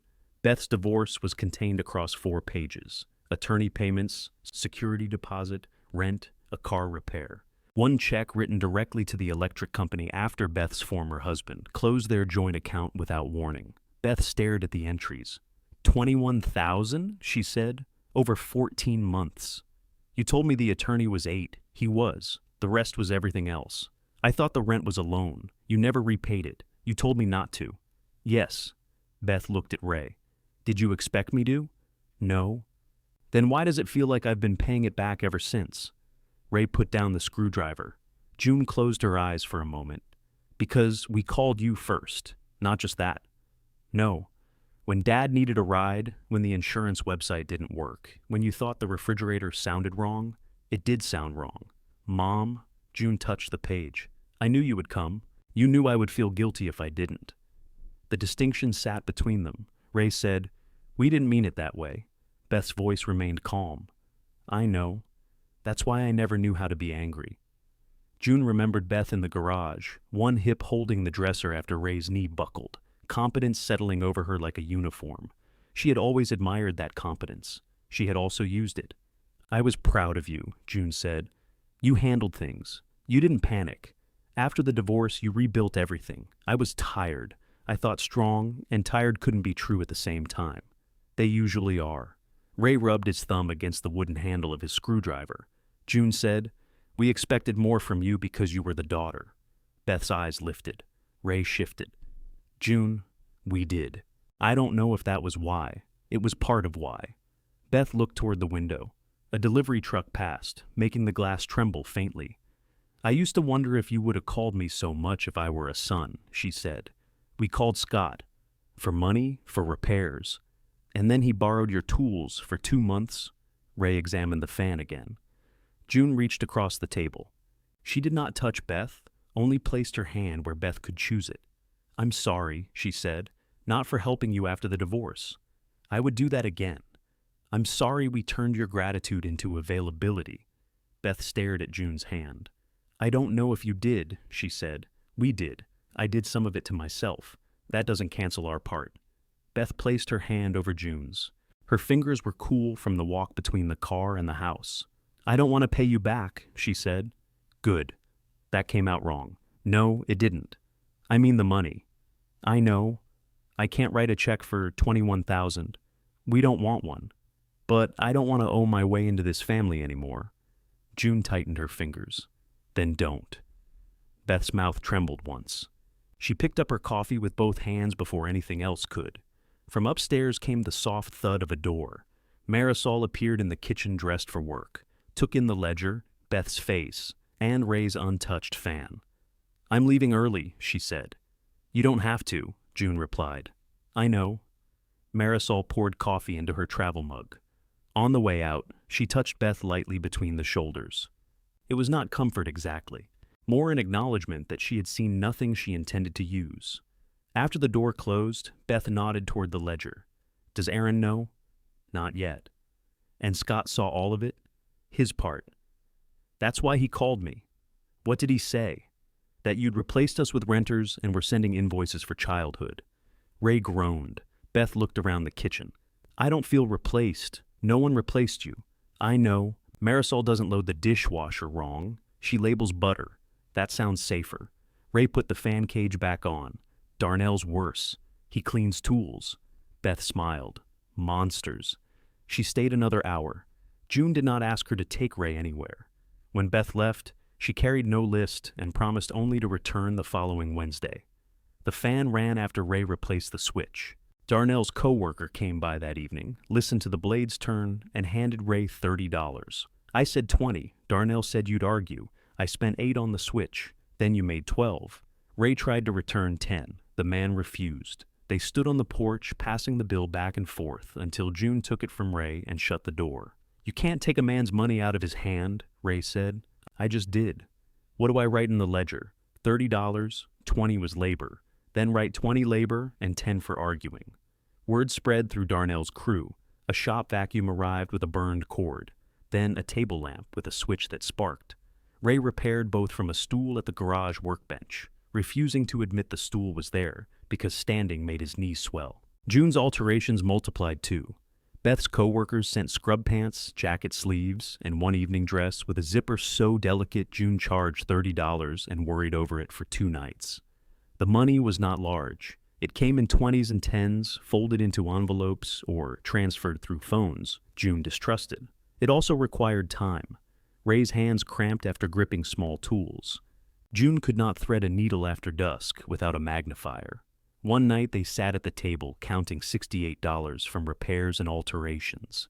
We used to give this much away without thinking, Ray said. We used to give more. Scott didn't call today.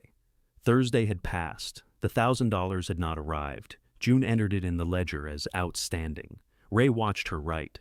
That looks official. It's a word. He'll hate it. He doesn't have to read it. The phone rang. Ray reached for it, then paused so June could see the screen. Aaron, June answered on speaker. I have next Sunday and Monday off, he said. Can I come up? You don't need a reason. I have one. June's stomach tightened. What happened? Nothing happened. Then what do you need?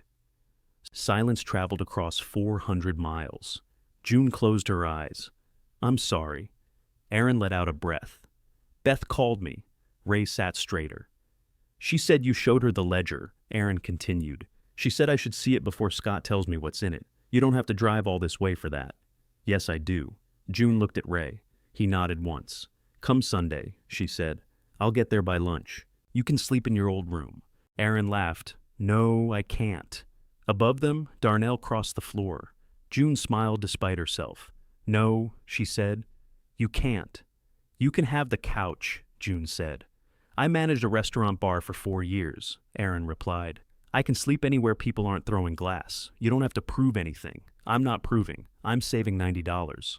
Ray leaned toward the phone. The couch pulls out. It did in 2007, June said. Now it opens halfway and makes threats. I fixed that. You tied it with wire. Wire is a fix, Aaron laughed. I'll bring a sleeping bag. He arrived Sunday at 11:40, carrying 2 grocery bags and a canvas roll of knives. June had spent the morning telling herself not to cook, then made biscuits, a pot of soup, and a pecan pie missing 1 decorative pecan because she had eaten it while worrying. Aaron set his groceries on the counter. What's all this? She asked. Lunch. I made lunch. That is clearly dinner pretending to be lunch. It's soup. It's 6 quarts of soup. Ray came in from the garage and hugged Aaron with both arms. He held on longer than usual. Aaron's face, visible over Ray's shoulder, lost its practiced humor. When they separated, Ray pointed at the knives. Those aren't staying. I know the new policy. Marisol came downstairs carrying a basket of laundry. Aaron introduced himself, then immediately began apologizing for the stock pot that had occupied her room before she moved in. I never saw it, she said. You would remember. I heard about it. June looked at her. From whom? Everyone. Darnell returned from the hardware store while Aaron was chopping onions. He stood in the kitchen doorway, watched Aaron's knife move, and said, That's not the knife from upstairs. That knife couldn't cut butter. Marisol labels her butter. Only because your father steals it, June said. Ray opened the refrigerator. It isn't stealing if it stays in the house. Marisol carried her laundry upstairs. That argument wouldn't hold up anywhere. The five of them ate soup at the kitchen table because Aaron refused to wait for dinner. He added lemon juice and black pepper to June's pot when her back was turned. She tasted the difference and said nothing. Darnell ate 2 bowls, which she considered an apology on Aaron's behalf. Aaron asked questions about the leases without sounding as though he were inspecting their judgment. How long was Darnell's hospital job? Did Marisol like the room? Was the shared bathroom working? It works when people replace the toilet paper, Marisol said. Darnell looked at Ray. Ray looked at June. June said, "Why is everyone looking at us?" Aaron smiled. "I thought this would feel strange." "It does," June said. "I meant bad strange." Marisol tore a biscuit in half. "Give us time." After lunch, Darnell went to the garage to pick up a repaired shop vacuum, and Marisol left for an afternoon shift. Aaron washed dishes before June could reach the sink. "I can do that," she said. "I know." Beth's answer, in his voice. June sat down. The green ledger waited on the table. Ray brought it closer but did not open it. Aaron dried his hands and sat opposite them. "How bad?" "The money is gone," Ray said. "Looking at it again doesn't make it more gone." "That's not what I mean." June opened to the year Aaron began culinary training. The first tuition payment was there, then knives, uniforms, rent, and the repeated semester. Aaron touched the entry with one finger. That semester was political. "Of course," June said. "The instructor hated me. You set his towel on fire. That was unrelated to the grade." Ray almost smiled. Aaron turned the page. "I thought the plant money was separate." "It was the plant money," Ray said. "You called it savings." "It was savings. I thought savings meant money you had after retirement." June looked at him. "What did you think retirement money was?" "Untouchable." So did we. He continued through the entries. 9,000 became 13, then 15, with 2 smaller transfers during restaurant layoffs. One had gone toward a security deposit. Another had replaced a transmission. "I remember this one," Aaron said. "I paid some of it back." "You paid 800, June said. "The repair was 2,400. "Yes." "I thought Dad covered the rest from checking." Ray's hand rested beside the ledger. It all came from somewhere. Aaron leaned back. The kitchen still smelled of onions and lemon. "How much was Beth?" 21, June said. "Scott," Ray answered, "before the new loan, a little under 38. Aaron stared at him. 38,000? Across years. You gave him more than twice what you gave me." June closed the ledger. "That is not the lesson, I know. It's still a number." "Scott had employees," Ray said. "So did my restaurant." "You didn't own the restaurant." "Exactly. I knew I couldn't afford to save it." Ray's mouth tightened. Aaron rubbed his palms together. "Sorry?" "Don't apologize because you said something true," June said. "No, I'm sorry because I wanted the number to make me less responsible." That surprised her. He looked at the closed ledger. "Beth says I make good apologies." "She said that?" "She said I apologize beautifully and then live in Kentucky." Ray gave a reluctant laugh. Aaron did not. "She's right. You have a life there," June said. "I also made distance do work for me. If I sounded guilty enough, everybody reassured me before asking for anything." Ray traced a scratch in the tabletop. "We didn't want you to feel guilty." "I know." That made it very comfortable. June thought of years of Sunday calls ending with Aaron saying he wished he could do more. She had always told him not to worry. Then she had called Beth. "What do you want to do?" she asked. "I don't know. That's honest. I could send money." "No. Why not?" "Because you manage a restaurant that keeps cutting your hours." His eyes narrowed. "Who told you?" "You did. Every time it happened. I made it sound temporary. Everything sounds temporary when you tell it." He looked stung, but he nodded. June continued. "I don't want $200 when you feel guilty, and nothing when you're afraid to answer the phone. Pay your own bills. Keep the phone in your name. Visit because you said you would. I'm here. You are. I could come every other month. Can you?" Aaron considered before answering. "Every 3 months. A specific weekend. Planned ahead. More if work allows." That sounds real. It doesn't sound like enough. It sounds more useful than forever, someday. Ray looked at June. He knew the phrase. Aaron had used it when discussing where they might live. Aaron winced. "I deserve that." "No," June said. "You needed to hear it. That's different." He opened the ledger to a blank page and wrote 3 dates across the next 9 months. "What are those?" Ray asked. "Weekends I can come. You don't have to put them in there. If they stay in my phone, I can edit them." He handed the pen back to June. The conversation left all 3 of them tired. Aaron escaped into the kitchen and began making dinner from the groceries he had brought. He roasted chicken with garlic and cut carrots into identical slanted pieces. June tried to help twice. The first time he gave her parsley. The second, he steered her toward the table by both shoulders. "Sit. This is my kitchen, then enjoy the service." Ray opened the oven and received a wooden spoon across the wrist. At dinner, Marisol came down after waking from her afternoon sleep, and Darnell returned smelling of cold air and machine oil. Aaron fed everyone, without asking whether meals were included. Marisol accepted a plate and said the chicken needed salt. Aaron brought her the salt without offense. The pull-out couch opened halfway, exactly as June had predicted. Ray crawled beneath it with pliers. Aaron lay on the floor and shone a flashlight into the mechanism. Darnell watched for several minutes before asking whether anyone wanted the correct tool. "We have the correct tool," Ray said. "You have fencing wire. It held for 19 years. That explains the problem." The 4 of them eventually opened the bed. Marisol applauded from the stairs. June stood in the hallway holding sheets. The house was loud, crowded, and inconvenient. Aaron had no old bedroom to reclaim. He had nowhere private to close a door. Yet he was laughing on the crooked mattress while Darnell explained why wire was not a structural fastener. June had feared that renting the rooms would make her children feel less at home. Now she wondered whether home had become more honest once no room waited untouched for anyone. Aaron left after lunch the next day. He packed leftover chicken for the drive, then removed it from his bag and put $20 beneath the container. June found the bill before he reached the front door. "What is this?" "Food." "You bought the food."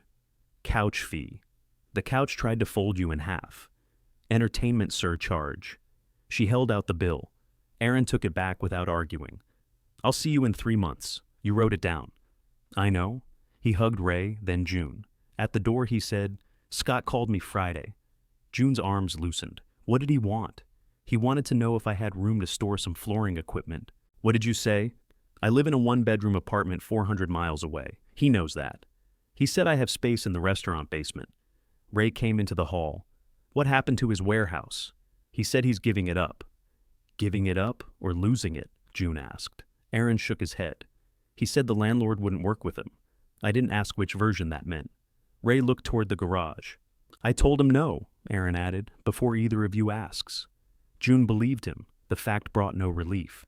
"He still hasn't repaid the 1,000, she said.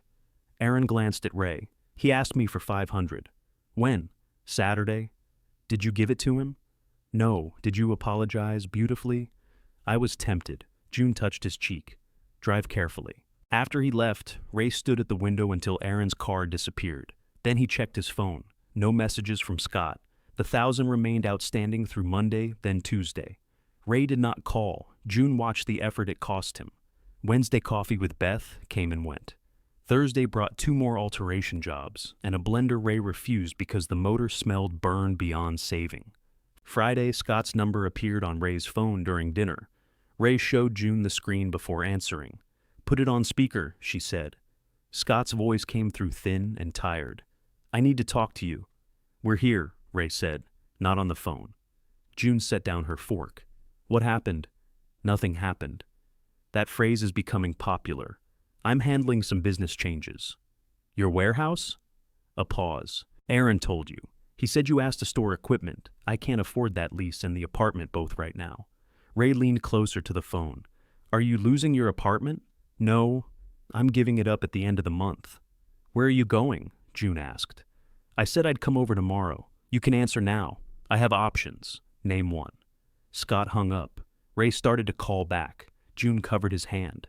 "He knows where the bell is." Scott did not come the next day. He arrived Sunday morning while Marisol was watering her plants, Darnell was making eggs, and June was cutting fabric at the dining table. A rented box truck backed into the driveway. Ray rose so quickly his chair struck the wall. Scott climbed down from the cab. The truck was packed behind him, furniture wedged between stacks of flooring boxes and black plastic tool cases. June stepped onto the porch before he reached the door. "What is this?" Scott stopped at the bottom stair. I need somewhere for a few months. You said you had options. You're one of them. I am not a place. His face tightened. Can we do this inside? Where do you think those things are going? The garage for now? No. Mom, no. He looked past her into the house. Darnell stood in the kitchen doorway holding a spatula. Scott's gaze moved upward toward the smaller bedroom. Then he'll have to find another room, Scott said. Darnell lowered the spatula. I have a lease. Scott looked at him as if the kitchen appliance had spoken. I'm talking to my mother. You were talking about my room. Darnell, June said, your eggs are burning.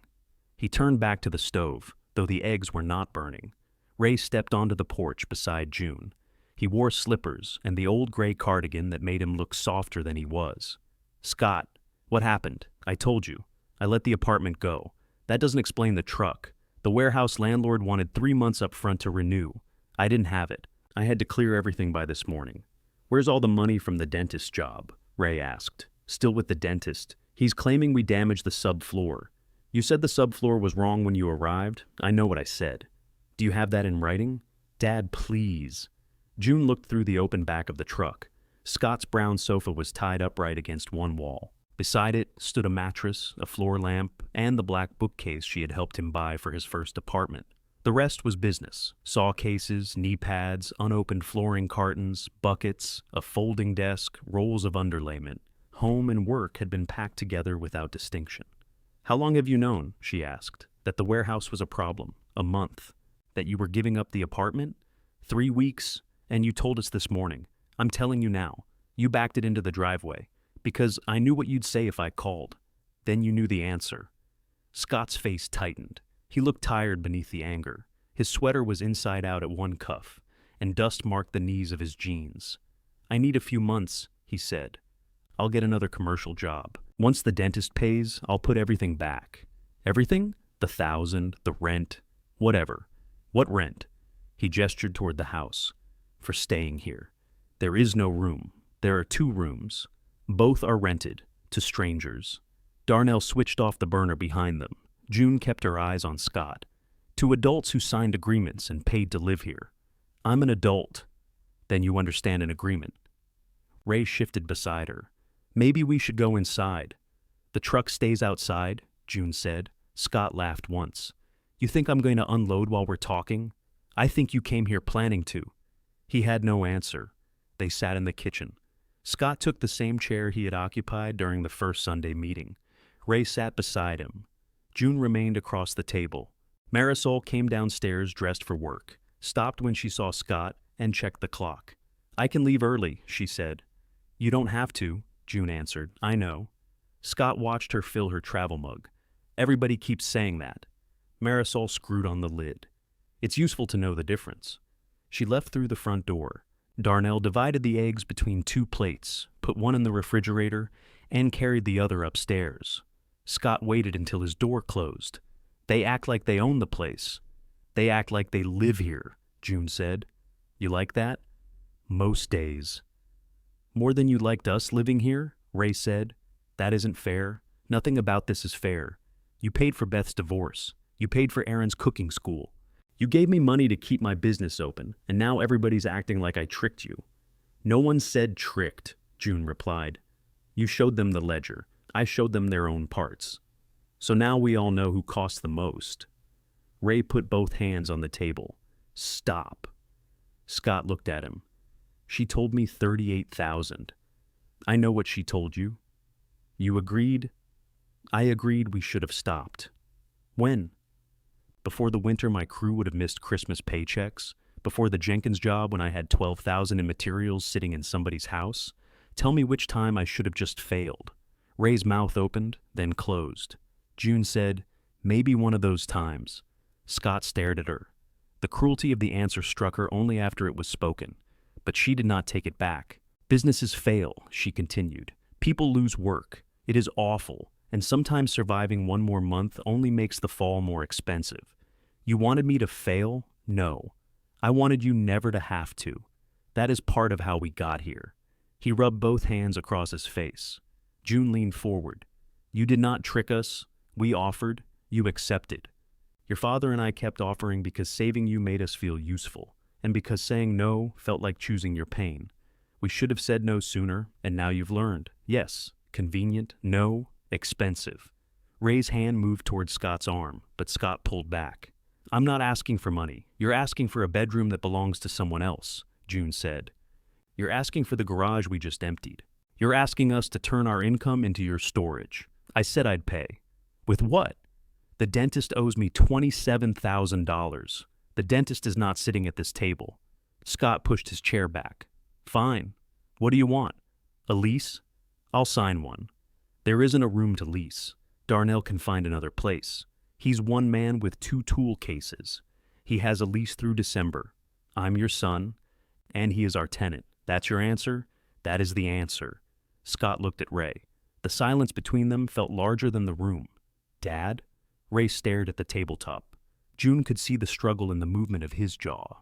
The old reflex had not disappeared because of one signed rule. His son had arrived exhausted with everything he owned in a truck.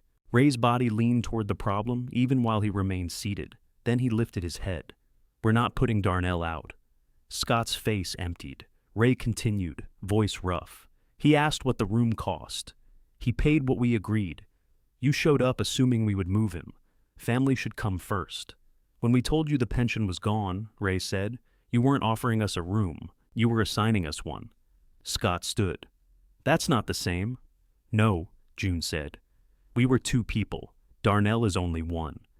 The words were quiet. Scott heard them. He turned toward the doorway. Wait, June said. He stopped without facing her. You can sleep on the couch for 3 nights. Ray looked at her. 3, she repeated. Personal things only. The truck goes to a storage facility today. Nothing goes in the garage. During those 3 days, you find a room or arrange a motel. We will help you look. We will not lend you money. Scott turned around slowly. The couch. It pulls out. Halfway, Ray admitted. You want me to sleep in the living room while 2 strangers have bedrooms? I'm offering you 3 nights because you are our son.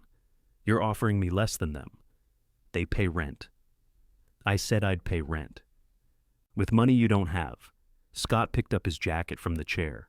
I'm not sleeping on your broken couch under a list of rules. You may prefer a motel. I can't afford a motel. Then the couch is available. He looked at her as though she had become someone else while wearing his mother's face. This is what you wanted, he said. You wanted one of us to need you so you could say no. June's breath caught. Ray rose. That's enough. No, she gets to say what she wants. Everybody else has. What I wanted, June said, was for you to come through the door without bringing the next emergency. I would have liked to see you when you didn't need money, storage, a tool, or a room. I came 2 weeks ago. You needed $1,500. You just asked your father after you left. Scott's eyes flashed toward Ray. You told her that? She found the envelope. Of course she did. June stood. Do not make your father the only one responsible for what happened, he offered, and you knew where it came from. I knew you had rent coming in. The rent is why the furnace works and the taxes are paid. It's always some bill. Yes, June said. That is what money is for. Scott walked into the hall. Ray followed. Take the 3 nights. No. Scott, I'll call Beth. June stopped in the kitchen doorway. Call her. He looked back, surprised. Call Aaron too, she said. Tell them exactly what you need. Let them answer for themselves. Don't make us arrange it. His expression hardened again. You've become very good at boundaries since you got people paying to applaud them. Darnell's bedroom door opened upstairs. June heard it, and so did Scott. No one moved. Then Darnell said from the landing, I'm not applauding anything. Scott looked up. Darnell rested one hand on the rail. I also don't want to be the reason you're outside. You aren't, June said. I know, I'm saying it to him. Scott's jaw tightened. Darnell continued. I paid for a room. Your mother said it was mine through December. If that changes because you brought a truck, then it was never mine. It's not changing, Ray said. Darnell nodded. That's all I needed. He went back into his room and closed the door. Scott opened the front door. June followed him onto the porch. The morning had warmed, but he rubbed his hands together. 3 nights, she said again. No. Then at least let your father call storage places. I can handle storage. Good. He walked to the truck. June wanted to run after him. She wanted to take back the garage, the room, the rules, the entire sharp shape of the morning. She imagined the truck returning empty, Scott carrying a suitcase inside, Ray's shoulders straightening as they solved one more crisis. She held the porch rail instead. Scott climbed into the cab. Ray stood behind her. "Call us when you find somewhere." Scott started the engine. He did not answer. The truck pulled away carrying the sofa, the mattress, the floor lamp, and the remains of the business June and Ray had kept alive longer than they could afford. When it turned the corner, Ray sat on the porch step. June lowered herself beside him. For several minutes, neither spoke. Then Ray said, "We could have kept the tools in the garage." "No." "For a week, no." He looked scared. "I know." Ray pressed both palms over his face. "I hate this." "So do I. That doesn't make it feel right." "No?" He looked at her. "Then how do you know?" June watched a dry leaf scrape across the driveway where the truck had been. "Because the old answer ruined us," she said. "And it didn't save him." Ray leaned his shoulder against hers. Inside, Darnell washed the frying pan. Upstairs, Marisol's watering can knocked against the side of the tub. The house continued around them, indifferent to whether June felt victorious. She did not. At 8 that night, Scott called. June answered before Ray could. "I found a place," Scott said. "Where?" "One of my crew has a spare room. The truck's in storage. Are you safe?" "I'm 47. That wasn't my question." "Yes, I'm safe." June closed her eyes. "Good. I can't talk right now." "All right." A pause. Then Scott said, "I didn't take the couch. I noticed. I'm still angry." "So am I." He breathed out. "I'll call later. The bell still works." "What?" "If you come back." "The bell works." Another pause, longer this time. "I know," he said, and hung up. Scott did not call later. He called 9 days later, at 7 in the morning, when June was pinning the sleeve of a navy dress and Ray was arguing with a toaster. "I can send 200 Friday," Scott said. June rested the phone between her shoulder and ear. "Can you afford 200? I said I can send it. That wasn't the question." He exhaled. "Yes, I can afford it. What about your crew?" "I don't have a crew right now." June stopped pinning. "The dentist still hasn't paid?" "That's not why. I let the men go before I owed them more. 2 found other work. 1 told me I should have done it 6 months ago. I'm sorry, I'm not looking for that."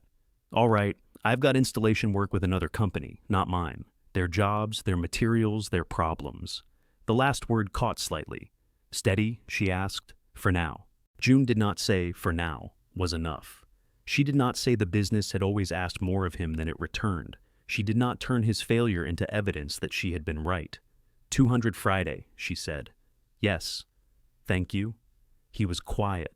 Then he asked, "How's Dad?" "He's threatening a toaster. It knows what it did."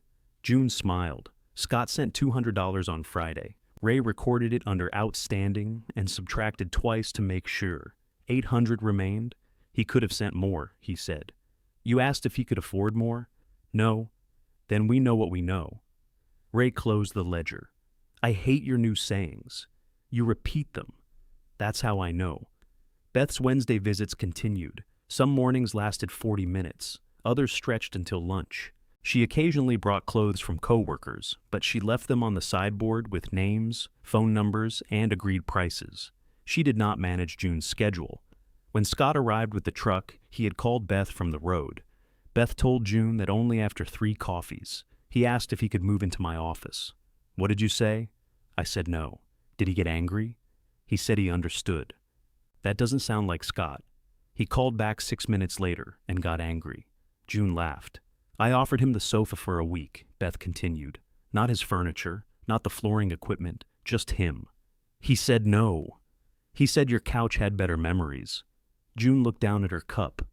Beth reached across the table. "I wasn't going to say anything. I'm glad you did. I also told him I couldn't fix it. That was wise? It felt terrible. That does not make it unwise." Beth narrowed her eyes. "Is that one of your new sayings? Your father hates them." "Then it's good." The house moved into winter without becoming easy. The repaired furnace lasted 6 weeks, then began shrieking each time the blower started. The same technician returned, listened for 10 seconds, and told them he would not recommend putting more money into it. A replacement cost more than June and Ray had saved. They sold Ray's pickup.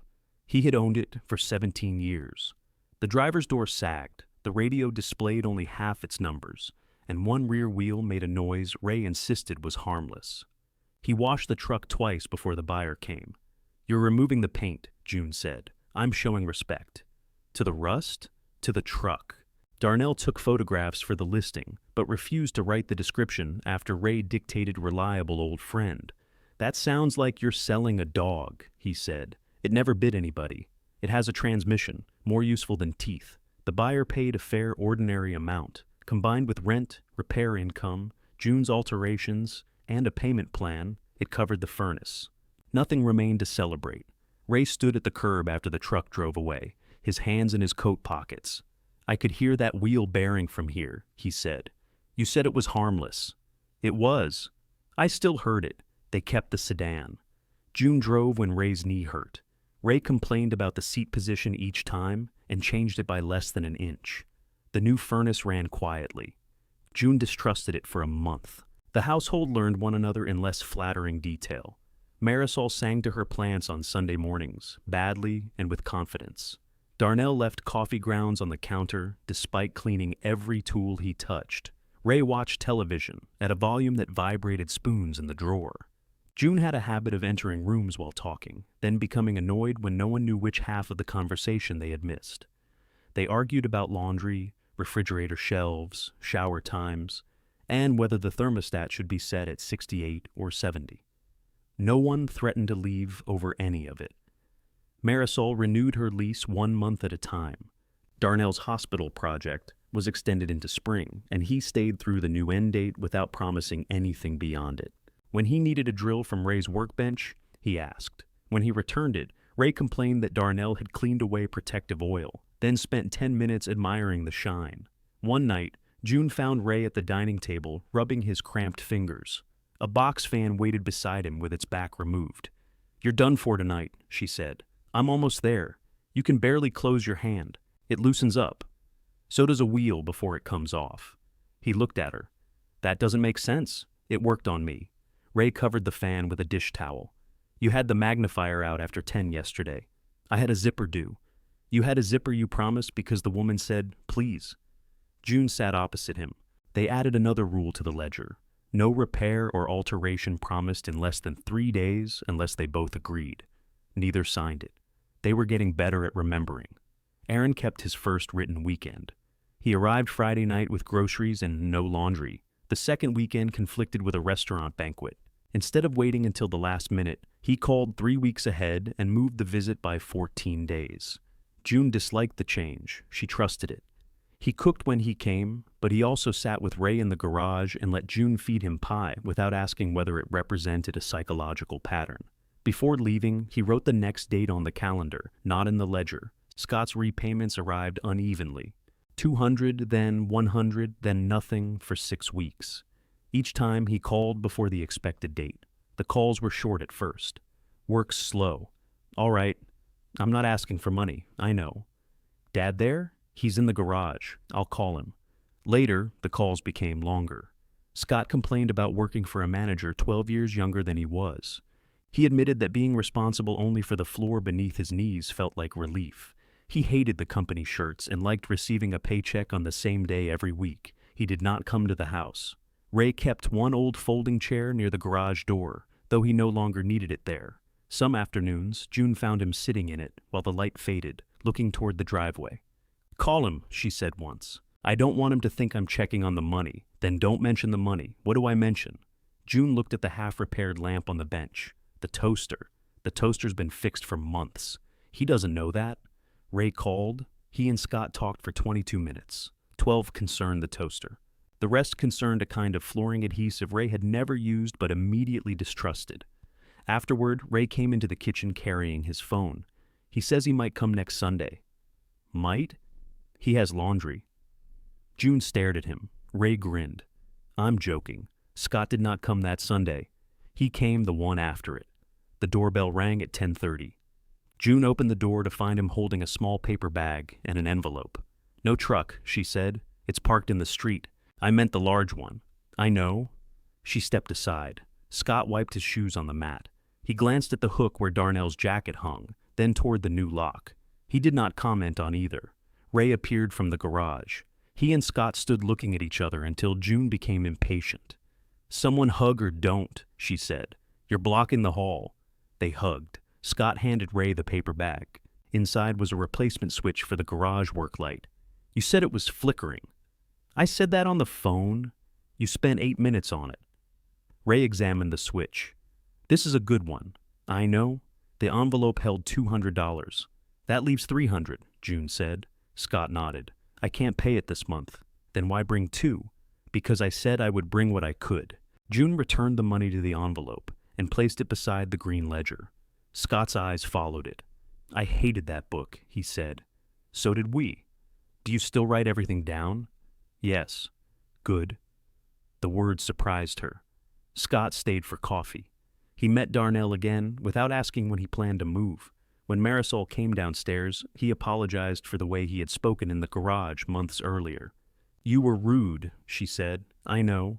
You're less rude today. I'm trying. That's usually visible. He accepted this without argument.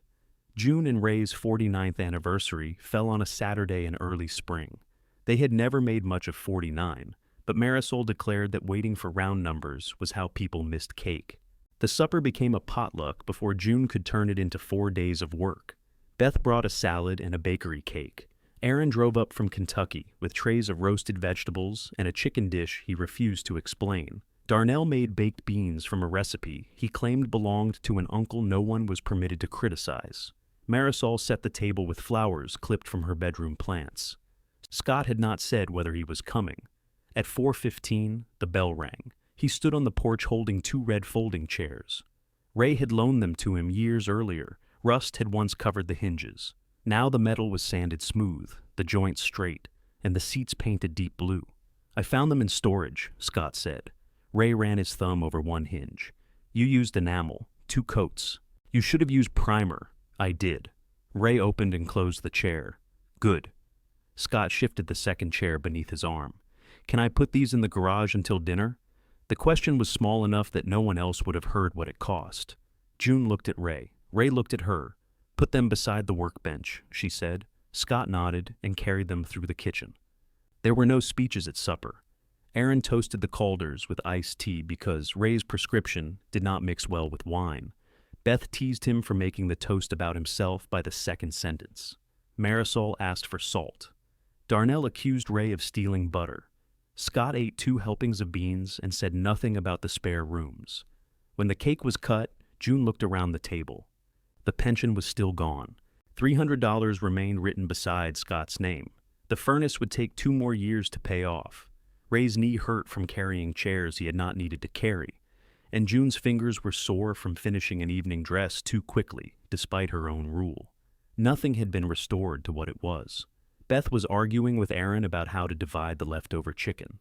Marisol wrapped cake for her next shift. Darnell stacked plates. Scott stood at the sink while Ray explained unnecessarily how to rinse a serving dish.